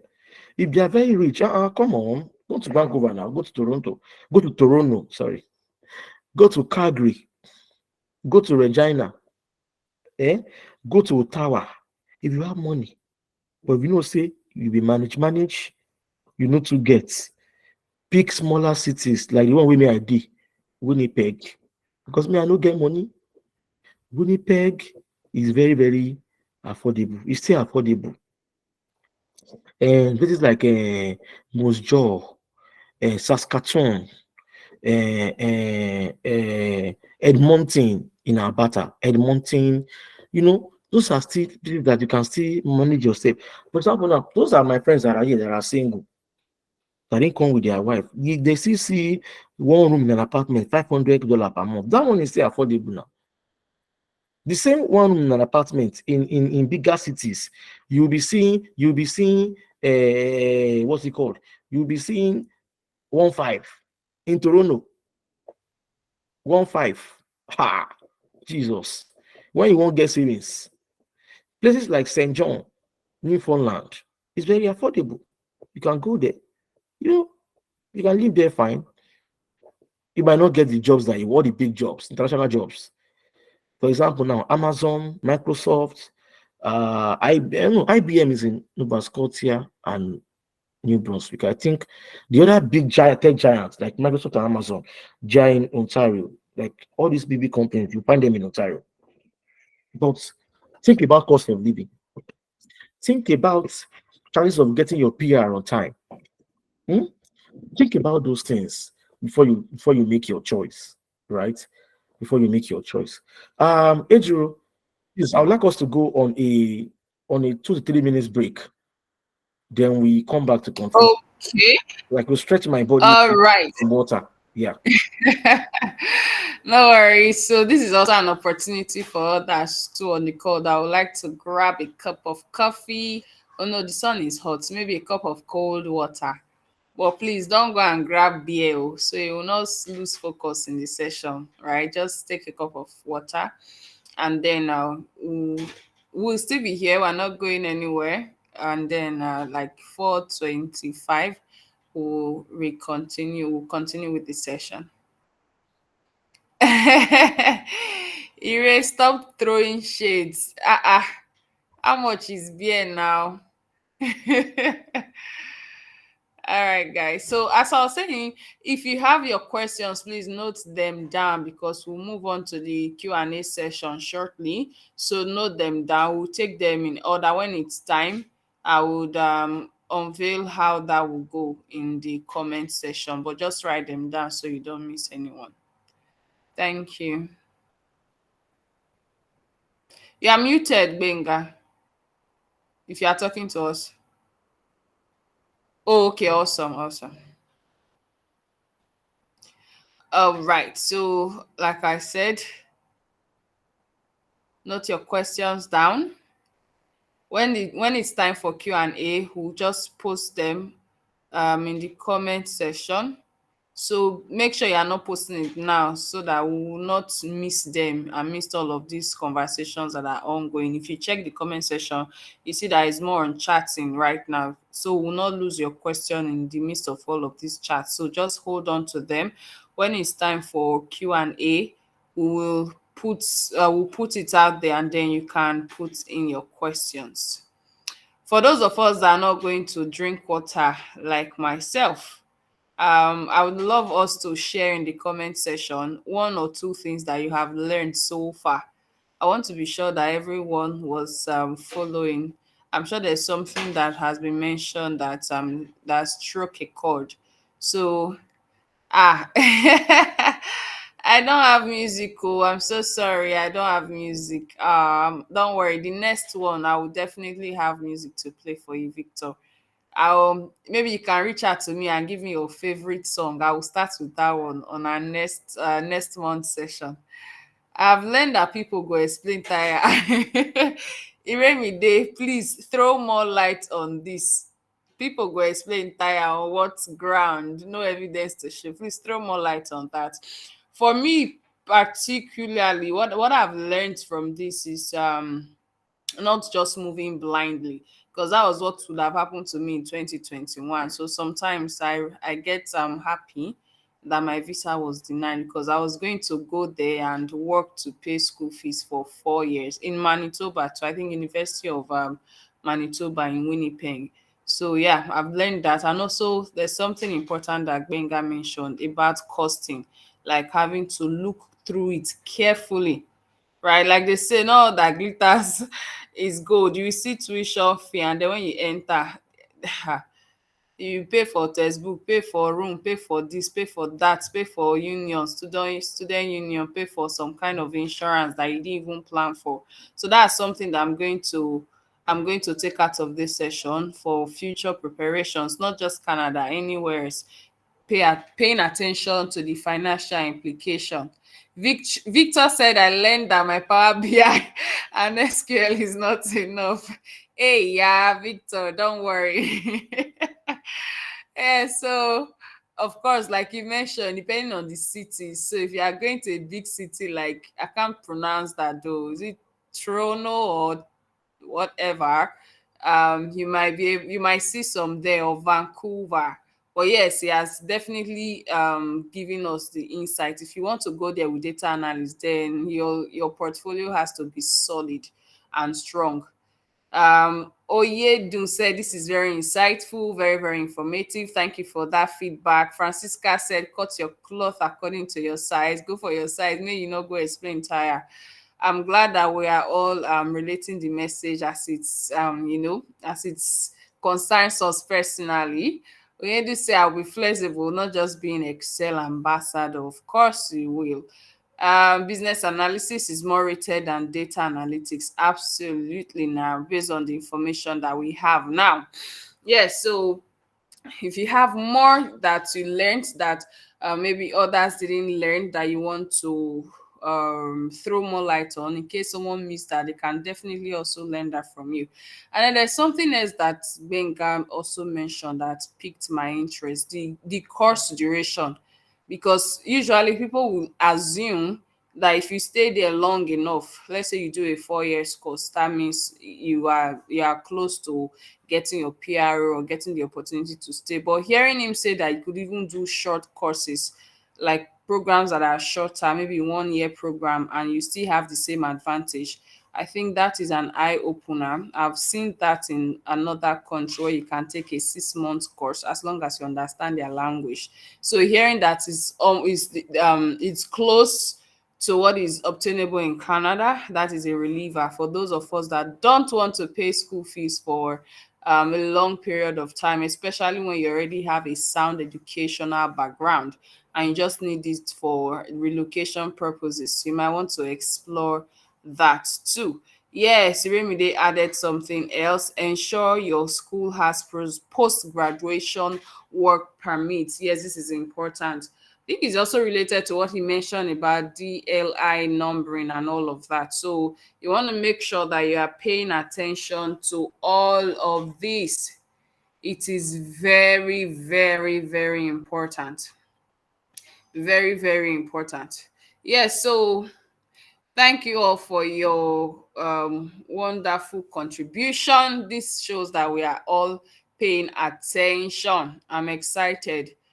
So can make progress now. I see Benga is back, smiling and ready. You're ready for us, yeah?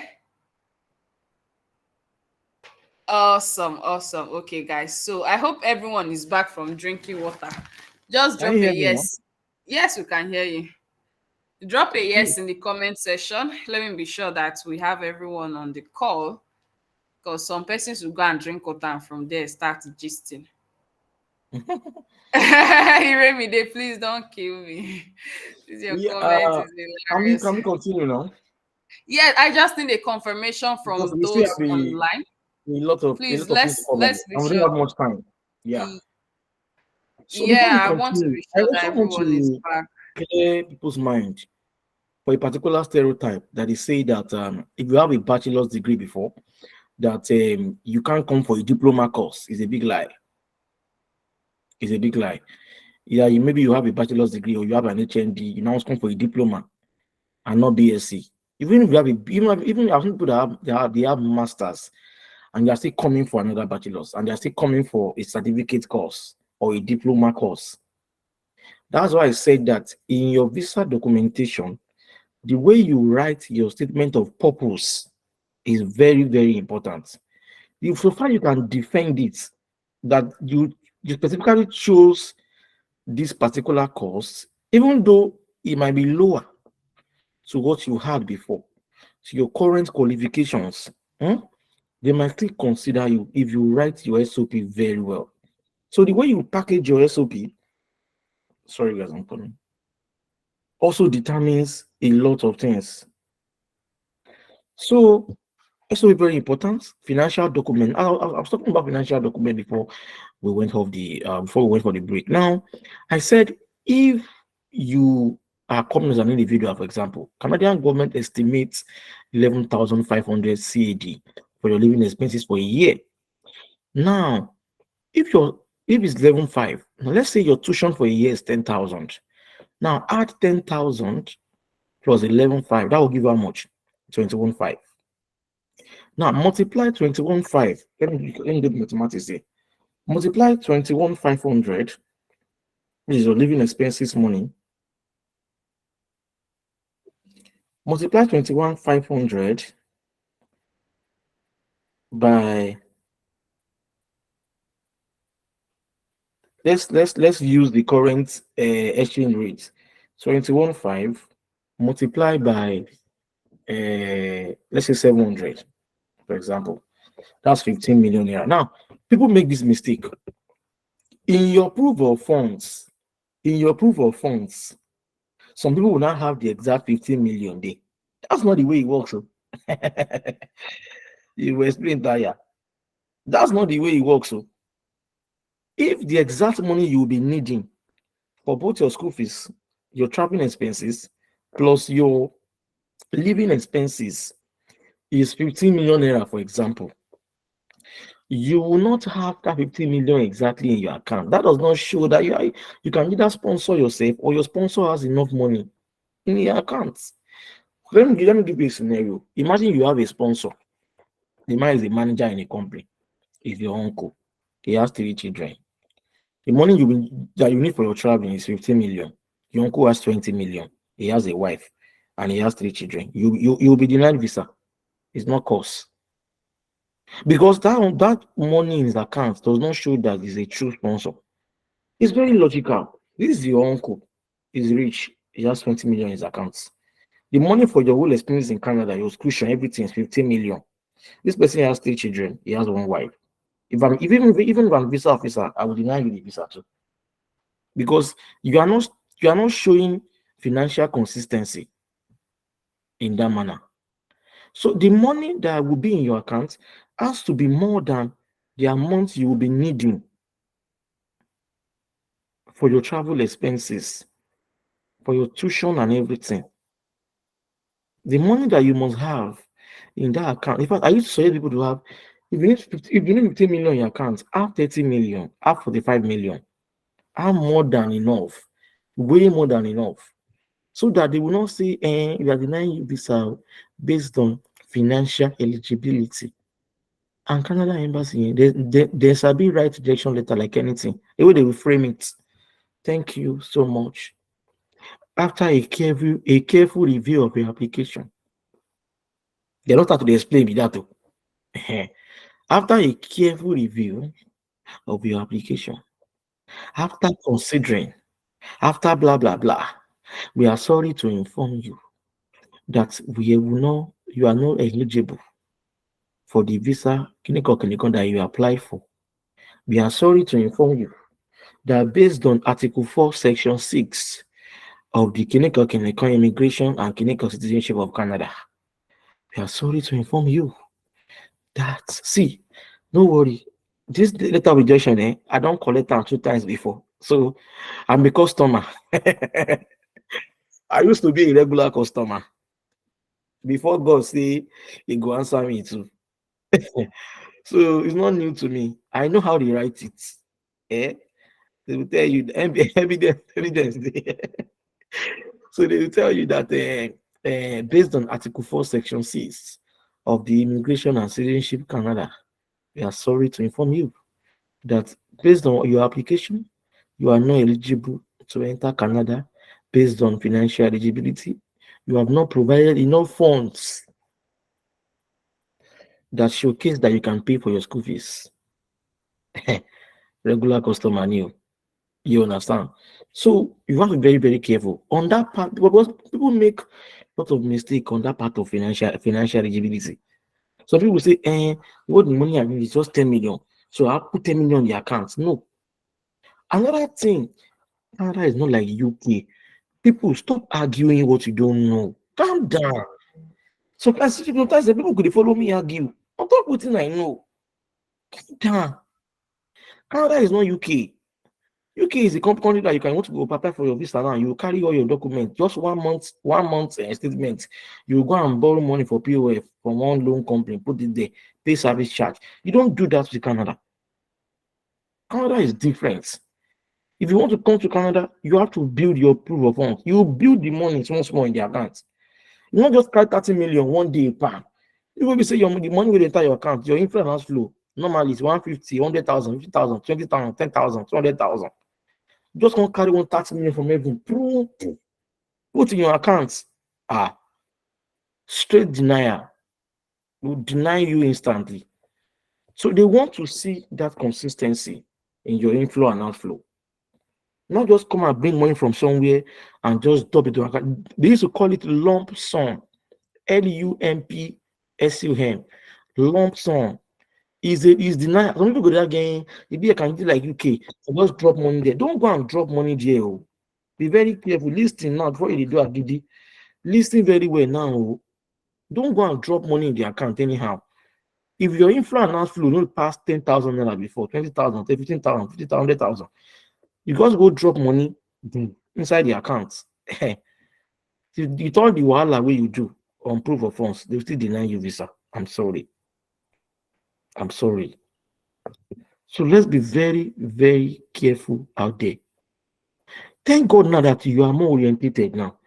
Even if you are, even if you are using agents, even you say you sabi, even you too, you don't sabi. Agents will not just come and be telling you one thing that is not there. You understand? That's why you are doing this program. Don't dump money into your account. Build the account for like 6 to 7 months. Build the account.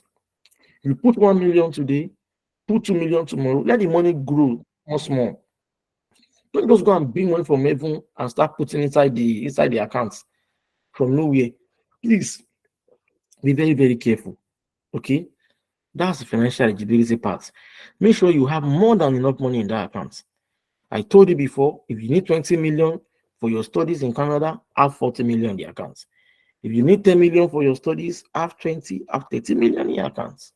And they will see that, oh, there's that financial backup you have. Now, if you are showcasing properties, it also helpful. Please don't get me wrong. It's not only money in your account, though. That is, you can use to prove financial ability. Business, if you have business, registered business with CAC, you are paying tax. Show me your company's account statements. Show the embassy. Show them, not me, sorry, I'm not the embassy, sorry. Show the embassy your financial statement from your business. Show them that you are paying tax. Show them all of these things. Show them income that you're also getting. Show them other sorts of. But for example, me, when I was applying, I no get complaint. My papa no get complaint. I was working with AB in there when I was in Nigeria before I left. Right? What did I use to do my financial eligibility? I was building my accounts, small. That's number one. Number two was that I showed them my employment letter. I showed them my pay slip for 6 months, everything original. Apart from that, I showed them some of my landed properties, the one that my papa dashed me, what they called deed of gifts. I showed them, say, this land though is worth 2 million naira. So financial eligibility is not only money in your accounts.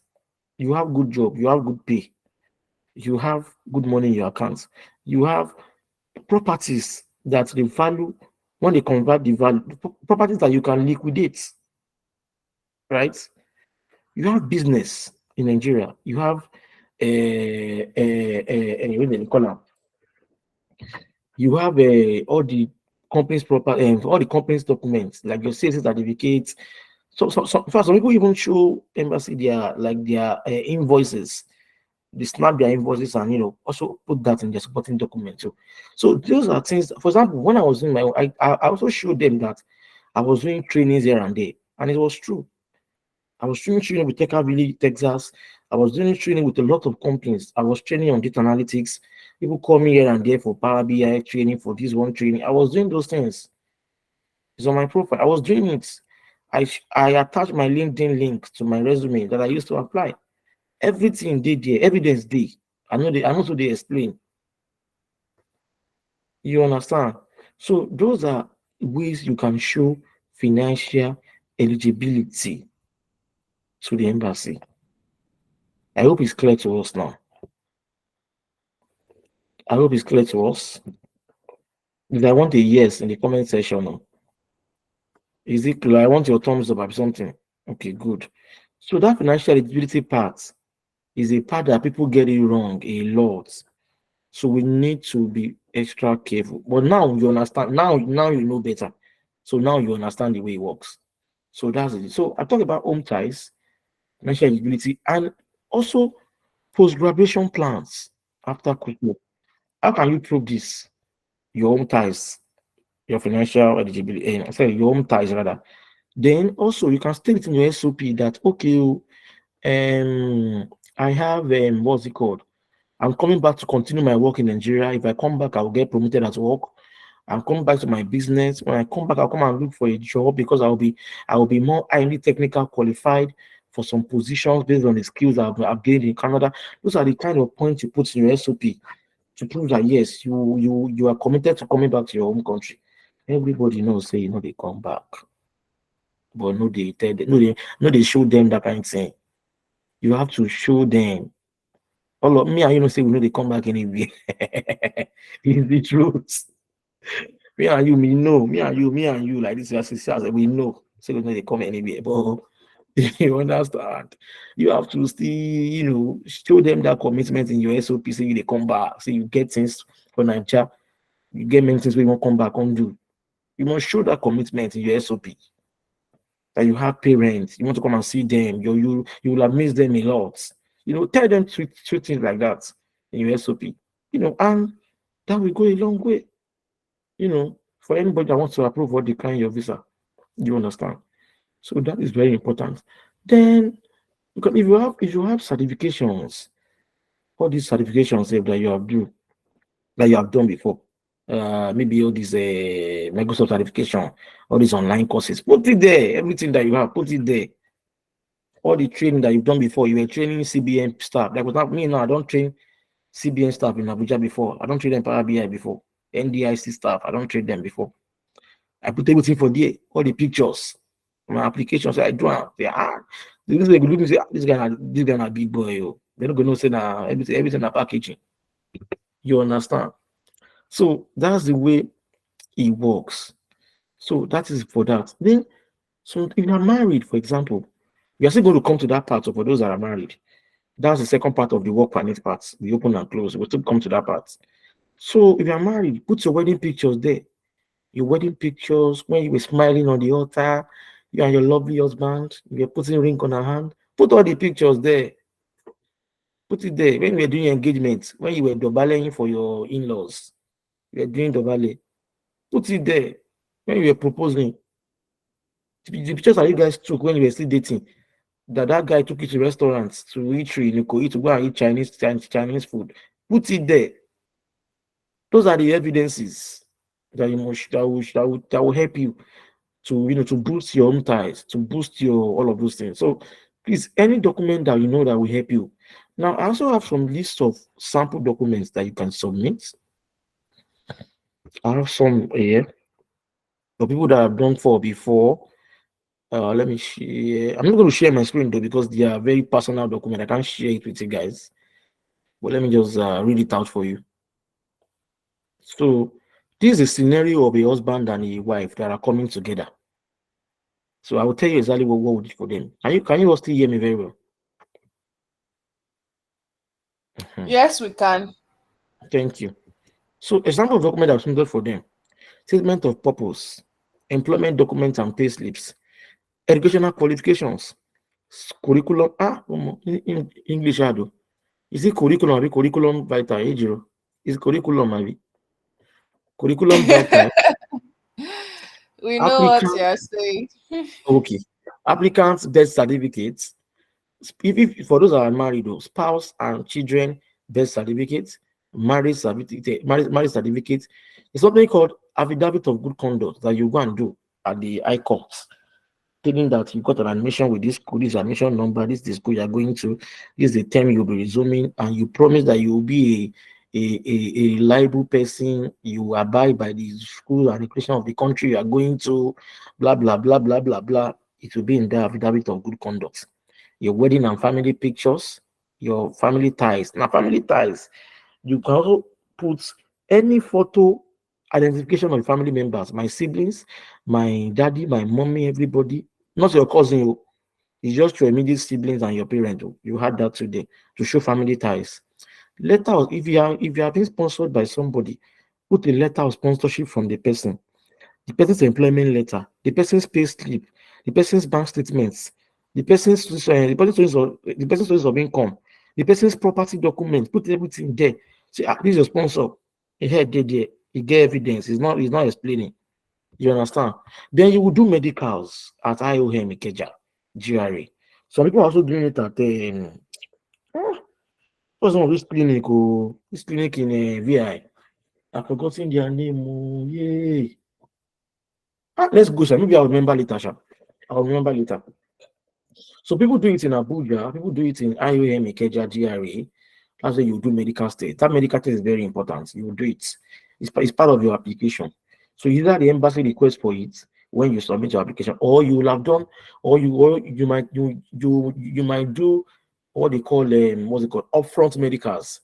That means you have done the medicals before you even applied for your visa, or before you submit your visa application. And now upfront medicals is valid for 12 months. If you do medicals with IOM or any of the approved physician, whatever, with what's it called, what's it called, uh, uh, with immigration, right? You will that medical is still valid for a whole of 12 months. That's 1 year, right? So some people do upfront just to fast track their.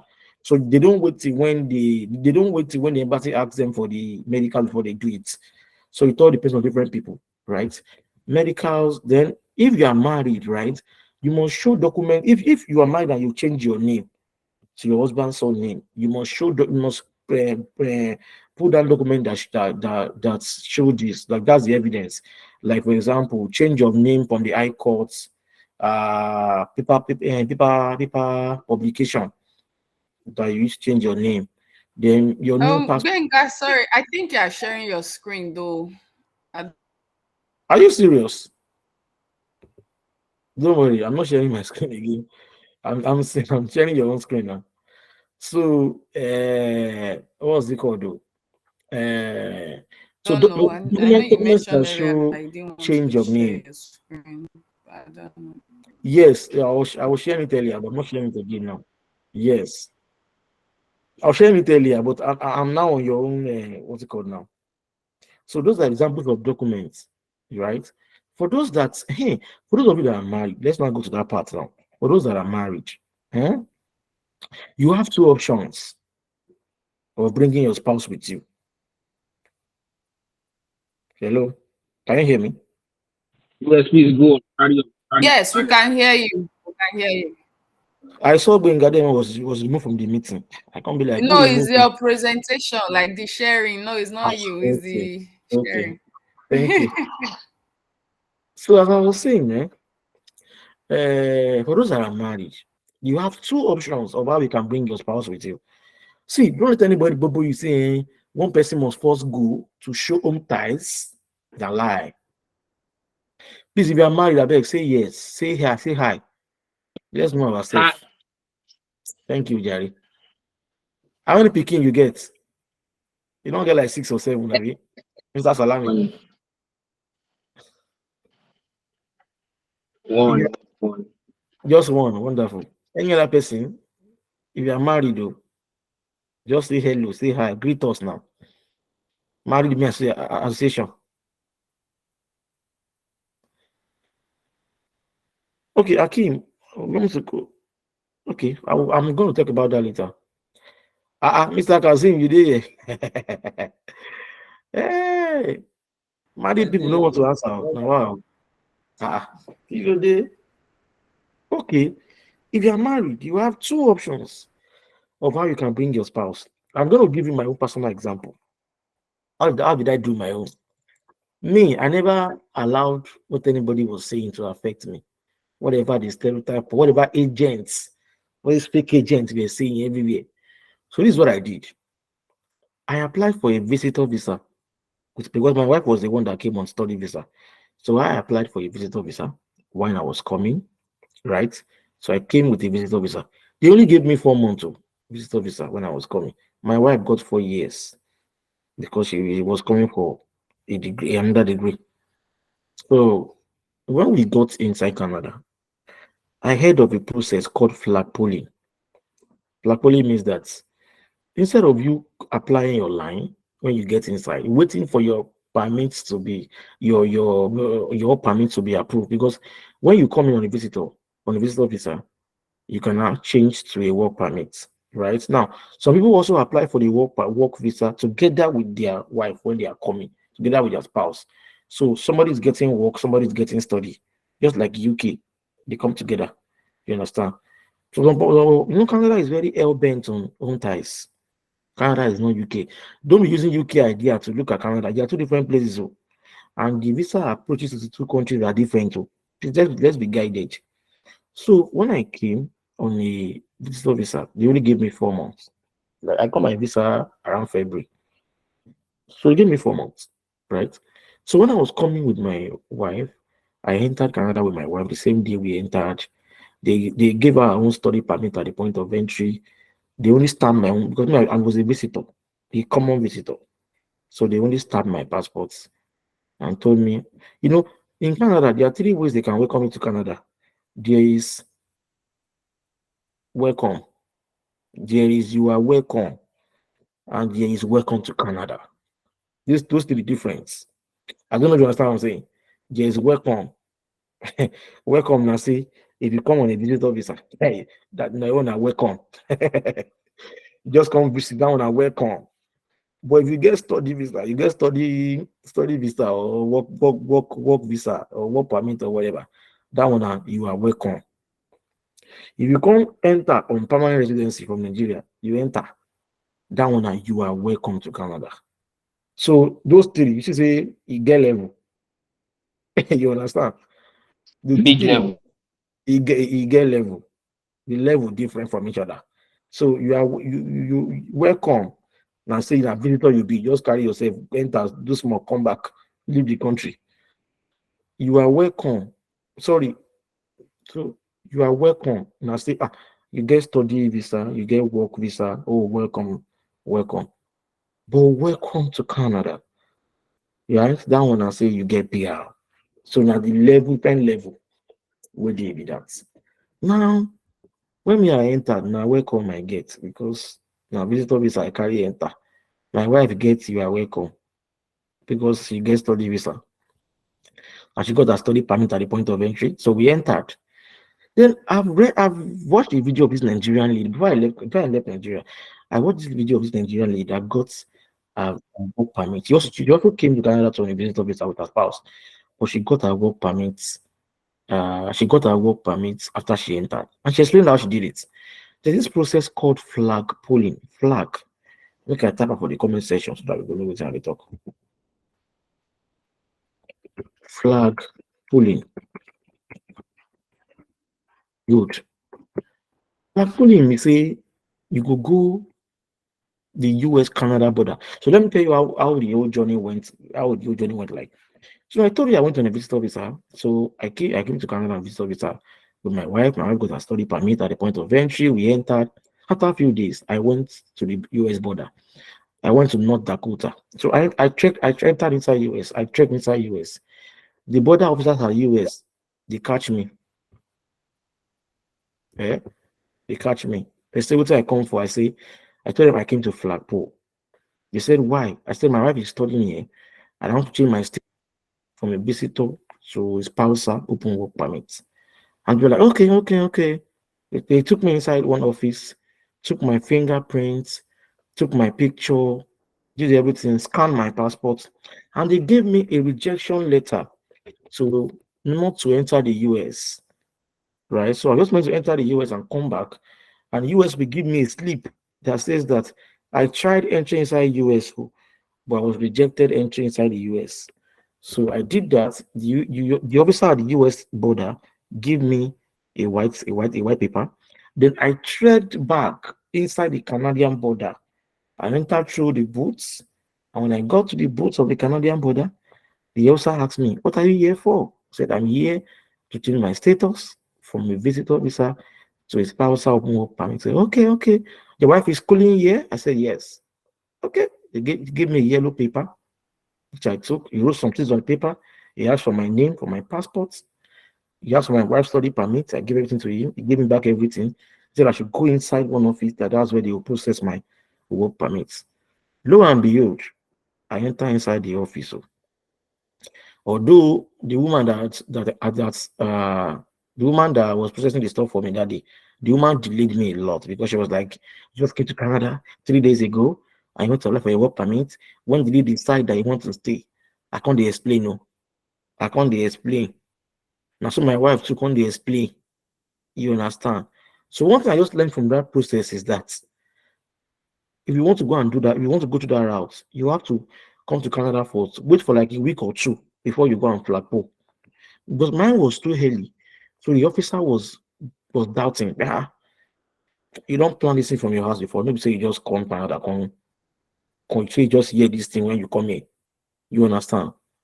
So don't share because I had some people's testimony. People got their own less than 30 minutes. Even the Uber guy that took us there, because the place is like 1 hour from Winnipeg. The Uber guy that took us there, one Indian guy, he said people that he has been taking there they don't even use more than 30 minutes. But sometimes the kind battle we follow everybody come from house is different. My own family where I come from, the family stronghold is strong where they don't want to make a travel. So you can imagine the kind of battle, spiritual battle a person face. Not be small thing, and brothers and sisters. So the woman shall delayed me a little bit sharp. But at the end of the day, she gave me 4 years, 4 years work permit. After questions, blah blah blah blah blah blah blah, she gave me 4 years work permit. So that was how I got my work permit. Now, with the one advantage of flag polling is that you will get your work permit instantly. But if you apply online, it might be taking time. You have to do this and do that, gather your document again, we apply online. But it takes time. You understand? So I always prefer to just go to that flag polling. You get your work permit in a day. Instead of you applying online and waiting and waiting and waiting and waiting before you get it, it takes time. So flag polling is like my own best advice for people that are married and you came with your spouse on a visitor visa and you want to change to a work permit.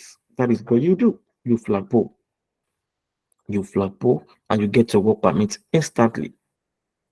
So that is just how I go and show my home. So those are the options if you are married. Another good thing about Canada, I want to tell you, you don't know that before you can get a spousal work permit, you don't need to be legally married to your fiancé. Some people say, yes. There's something called common law partner. Common law partner means that you and this person have been staying together, cohabiting together for more than 12 months. If you can show them the evidence and you are not explaining and you are tired, show them evidence that you and this person you are staying together. Pictures. Show them evidence of house rent. Two of you they pay house rent together. Two of you they pay for gas, they buy petrol, now they pay for utility. Every document that are showing utility bills, now you and your fiancé name they show for there. Common law partner too can get a spousal open work permit. So it is not compulsory that you are married. You went to the courts, you did put a ring on a finger before you can get a spousal open work permit. Normal dating. So far, you can prove that you guys have been staying together for more than 12 months. The same thing that applies to married people is the same thing that applies to those that are not married too. You can also get a spousal open work permit if your spouse can't come Canada, come school. So the only difference is that in the forms that you are filling, the elimination form that you'll be filling, you must declare the other person as your spouse, as your common law partner. Rather. There's a form that says declaration of common law partner, right? You will declare the person as your common law partner, and that's all. Person can come with you on a visitor visa, the person can come with you on a work permit, just like those that are married. That is simple. Now, let's move to the second part. In Canada, there are two types of work permits. Don't make anybody bobo you. I know people will come to my DM tell me say somebody in their church is an agent, is helping them to do work permit in Canada. Now fake carry your slippers, run for your dear life.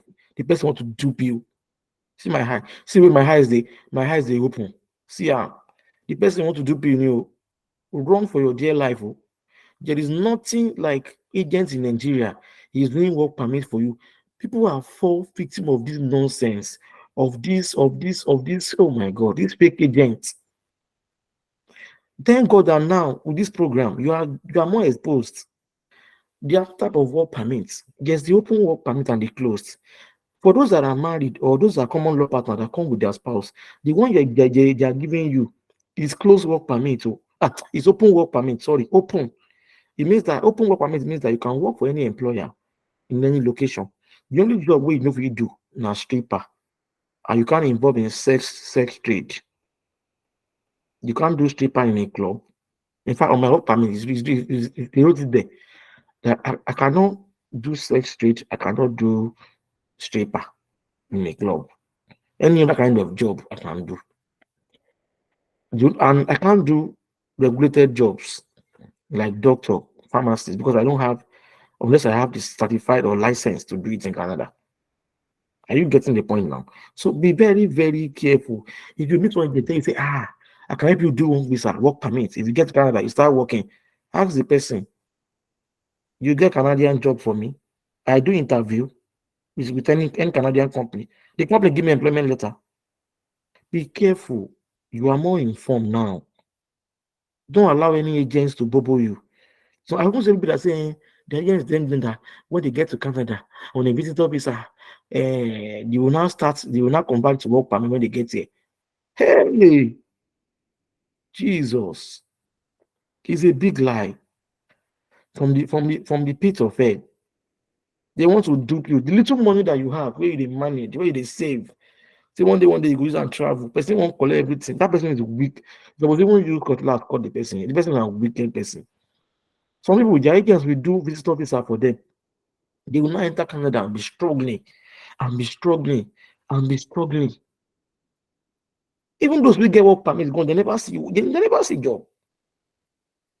You will come on visitor. When they talk, say your agent tell you, say if you reach here, you go find job. Na lie. Now, the second type of work permit is the closed work permit. I will explain that to you. I will explain how it works for you. Closed work permit now say one company for Canada, they post job adverts. Eh? You go online, you apply, you write cover letter, you submit your resume. The company interview you, interview other candidates. Now the company will now collect from the government what they called LMIA approval. LMIA is Labor Market Impact Assessment. Over the years, I think they've changed it to opinion, LMO. It means that the employer has to prove to the government that this particular job will I don't advertise them for 30 days on different job websites. And I don't see any Canadian PR or citizen that is qualified for the job. So because of that, I want the government to give me LMIA approval that can make me hire a foreigner outside of Canada. And when the employer gets an LMIA approval for that job, then the employer will now apply for the work visa for you.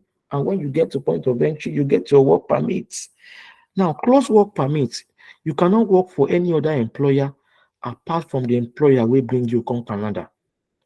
You cannot do any other employment. That's the restriction. Because now the employer bring you come Canada. Now the employer apply for work permit for you. Unlike open work permit, we say that one you fit use and work for any employer in any location in Canada. But close work permit on the other side, it is employer specific work permit.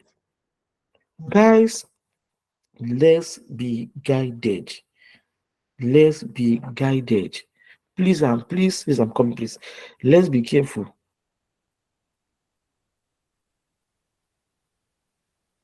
Let's be careful, okay? So that anybody will not boo us. Everything that I knew today, now personal research and my past failure. I was denied 2 good times. 2 good times. As they always say, denial is not delay. When it's God's time, if God ready, say you don't now your year be this year, you will go. When I got married, it came at ease. I did not struggle for it. In fact, I told my wife, say, well, because at that time my apartment was still in Ibadan. I was traveling Lagos and Ibadan when I married. So I told my wife, say, well, let's say we will come Lagos, come rent house. All this visa thing. Yeah, no, because they could not, they could not, they would deny person again. We waste all the money. Let's just do it with faith. My faith was very little that time, very, very little. I was just doing it with little faith. But she was the one that was just encouraging that I don't worry. So far you were denied before, does not mean they will not give you. Just you know what now? If you say so. But what I start know is that let's go and get a house in Surrey. Let's go and rent a house. I mean, I don't want to carry on my head for this traveling matter. I don't want wahala. Person come put on your mind now. As God we have it. The mean way the follow person come safe. My own visa came out before my wife. And I made the follow person come. So Because it's your time, it's your time. So that is all about open and closed work permits. The last part where I want to talk about now permanent residency. Although I don't really, I know I have an idea of this, but I don't really, I don't want to dive much into it because I'm not really a registered certified immigration consultant, so I don't really talk much about this part. But I'll just tell you what I know. There's something called express entry. When you apply through that one is straight to permanent residency. Now, there's something called Federal Skill Workers Program, FSWP. Now, it's a points-based program. So how does it work? So when you want to apply, you will do IELTS. You will do what's evaluation of your transcripts. You get good score in your WhatsApp evaluation. You get good score in your IELTS exam. Also, you have to have good work experience, and work can really boost you very well. If you are below 30, you are 30 and below, that will really boost you a lot. Because Canada wants young people. They don't want Arubo job. You understand? They want young people. So if you have masters, so it can boost you. Why is everybody just laughing at what I'm saying? I'm just saying my own. No, you know, good. You evaluate your transcripts. You do high LTS. You have good work experience. You have certifications. You have a lower age at your side. You do police check. It's a lot of the process of getting a PR through the express entry is a very long. It's not like the student that just get in time. That one it takes time. It takes time. It takes a lot of time before everything later. Some people are lucky. Some people get their own in 3 months. Some people get their own. Some people get their own like up to almost 1 year. Sef. So there's something called you entering the pool. You enter the pool, then they will now get your ITA, what they call invite to apply for PR. You get your ITA. Some people for them to be able to boost their scores when they are inside the pool, you apply for PNP. So if you have a family member who is living, working, or studying in Canada, you can write the person as a reference. The person will so because you have a family member there. So this is the way PNP in different provinces work is different. But the Manitoba that I know that me I am, I know that before you can apply for PNP, you have to have a family member that is living in this Manitoba. Person will not be the one to, I think there's a way they do. I've forgotten the way they do it, sha. But just have a family member here. That's the cocoa. And you can refer to the person that is your family member, right? And that will give you additional 600 points to what you have before. You understand? So when you have PNP certificates, it will give you additional 600 points and automatically you are getting an ITA to apply for your PR. I take all your documentation and you apply for your PR. I don't know much about Abata or Alien Miracle. I don't know much about Abata. I don't really know much about Abata. So Federal Skill Worker Program is the general one that you can apply for, right? If you have a good score and on some is it weekly, bi-weekly or monthly basis, they do this minimum score, and if you score above the average score and whatever, you can get your ITA and apply for your PR, right? Oh, it's every 2 Wednesdays. I don't even know, sir. So it's every 2 Wednesdays, and if you get approved for your PR, you're coming to Canada as a PR. Let me tell you something. PR for Canada good though. Those guys they enjoy. If they want to, if you come to Canada as a PR, you get a Canadian PR, government will give you loan to go to school. Their school fees is very, very cheap. See, where us they pay 12,000, then they pay 3,000, 4,000. Look at difference. PR makes sense. So apart from that, in Manitoba now, they do what they call rent assist. Government go they pay half of your rent to they assist you. Ah, Jesus. Those guys have a health insurance, a lot of advantages. Some people will get children, they collect child benefits on top of their children.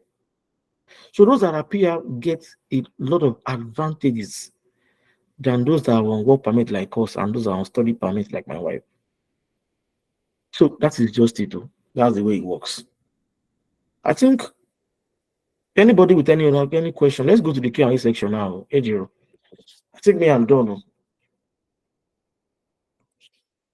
Is Ejiro there? Okay, awesome. I'm here. Oh, here is where I want to go to. I'm here. Thank you. So yes, so guys, the hour has come. Like my people would say, the hour has come. So, oh, I see questions already coming in. It's okay, Kazim. Well done. So yes, please, this is the time to put out all of your questions. We still have some minutes to go, so we'll take as much session as much question as we can. Okay, I want to believe that Benga has talked on this. Any info on Edmonton? No, every 2 1 can see holds school. Okay, so let's start with this one from Victor. One can still school after getting a PR. Is asking if someone can still school after they get their PR. It's very, very cheaper that way, sir. That is even more cost effective because their tuition is way, way Okay. cheaper than those that are here as a foreign students. All right. So please keep your questions coming in. Like I mentioned, except we are saying that we do not have any questions, and of course we can call it a day. Well, please bring your questions in based on everything that we've been discussing so far. Kazim. So Kazim, make sure you listen to the recording of this session because Benga has touched on this for people who want to go to Canada through visit routes. That's visit visa. So please make sure that you watch the recording of this session and you get the clarity that you need. Oh yes, you will get the recording of the session as long as you've paid for it, so you get the recording of the session. Won't flag polling give you a bad record with US? No, very good question. Very, very good. I was waiting for somebody to ask that question. Flag polling does not give you a bad record to US. Flag polling does not mean that when you apply for a US visa, they will not. Let me even bust your head. I heard that in Canada, if you are a student, whether you are a work permit holder or a PR or a study permit holder, they might even give you 10 years visa for US. It's very easy to get it. Very easy to get US visa here. UK visa, all those kind of countries where they be like BB country. When you get to this place, very easy. So flag polling does not mean that US reject you. It's just for you to change your status. It's for status change. That's why we have flag polling. Flag polling does not mean that they reject you. You not apply for any visa. It's not visa now. It's not as if you apply for a visa and US now say no, you're not giving visa. You are entering US and you are entering US, you are exiting Canada and re-entering Canada again. That's just the simple meaning of flag polling. I hope it's clear to us. So please, it does not mean that US rejected your visa or rejected you. It's just changing of status. That's all. All right, thank you for that clarity, Kazim. I hope you got the answer. Stephen is asking, can you explain the closed visa again, please? How frequently are such opportunities available? In what areas should a data analyst prepare to get a job offer? Good question. Closed work permits is not something that you can easily come. Getting a closed work permit or getting a Canadian company that will sponsor you. Not something that you can easily get like that. It's not something like. Now, I want you guys to register on this platform called Job Bank. Job Bank Canada. Let me type it here. Job Bank. Register yourself on Job Bank, right? And you will see some jobs there. They will write LMIA approved job. So, there's what they call NOC. I think they've changed it now. They call it the National Occupation Code. So the job you are applying for, that your data you're applying for, check the NOC code of that job you are applying for, right? Use that to filter. When you get to when you get to Job Bank, you can filter LMIA jobs. You will see a lot of jobs there that are LMIA approved jobs. You can see a lot of jobs there that are LMIA approved jobs. Let me take what out. Sorry. No worries, that's fine. Yeah. So you will see a lot of LMIA approved jobs. Check them. You don't know. You might be lucky. You might apply. You can't see. You might get the job. And when you get the job, good for you. A friend of mine, I was helping the guy to book flights. He was telling me that his friend that is in Saskatchewan here, that the wife got a job in Canada as a cook. And the husband came with her on a open work permit, spousal open work permit. The wife was the one that got a job. He got a closed work permit. And the husband came on an open work permit. You understand? So you can't say you might be lucky. I'm not saying that it's not possible. It's possible. But open an account with Job Bank. Make sure your LinkedIn is fine. Then look for recruiting agencies. There are so many recruiting agencies in Canada that they recruit especially tech recruiters, technical recruiters. Look for them on LinkedIn. Tell them, like, send them a message. Someone will tell you, me, I don't have any opening for somebody that if you are within Canada, I can employ you, but outside Canada, I don't have any job like that for the moment. Someone will tell you, I have a job like that, but these are the requirements. Can you send your resume? Some people will answer you well. Some will tell you.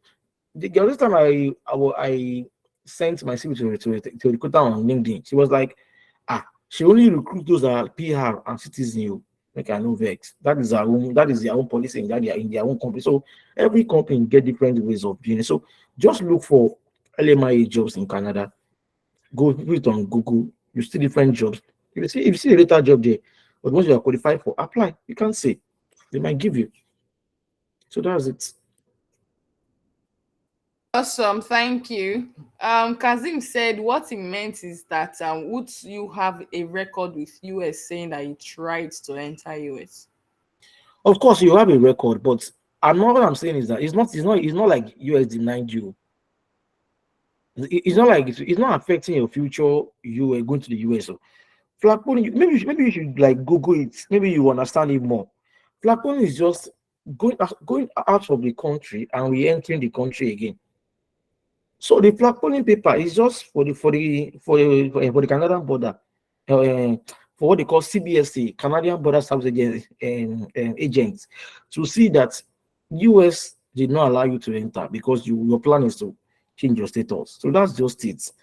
It's not as if maybe it's not as if maybe US is denying you visa. You're not denying you visa. You're not. It does not affect your future US applications. You can read more about it online. Just type flag polling in Canada. It will give you some articles that you can read. Uh-huh. All right, thank you for that. Okay, Victor is asking for an individual who wants to study a 1-year postgraduate program.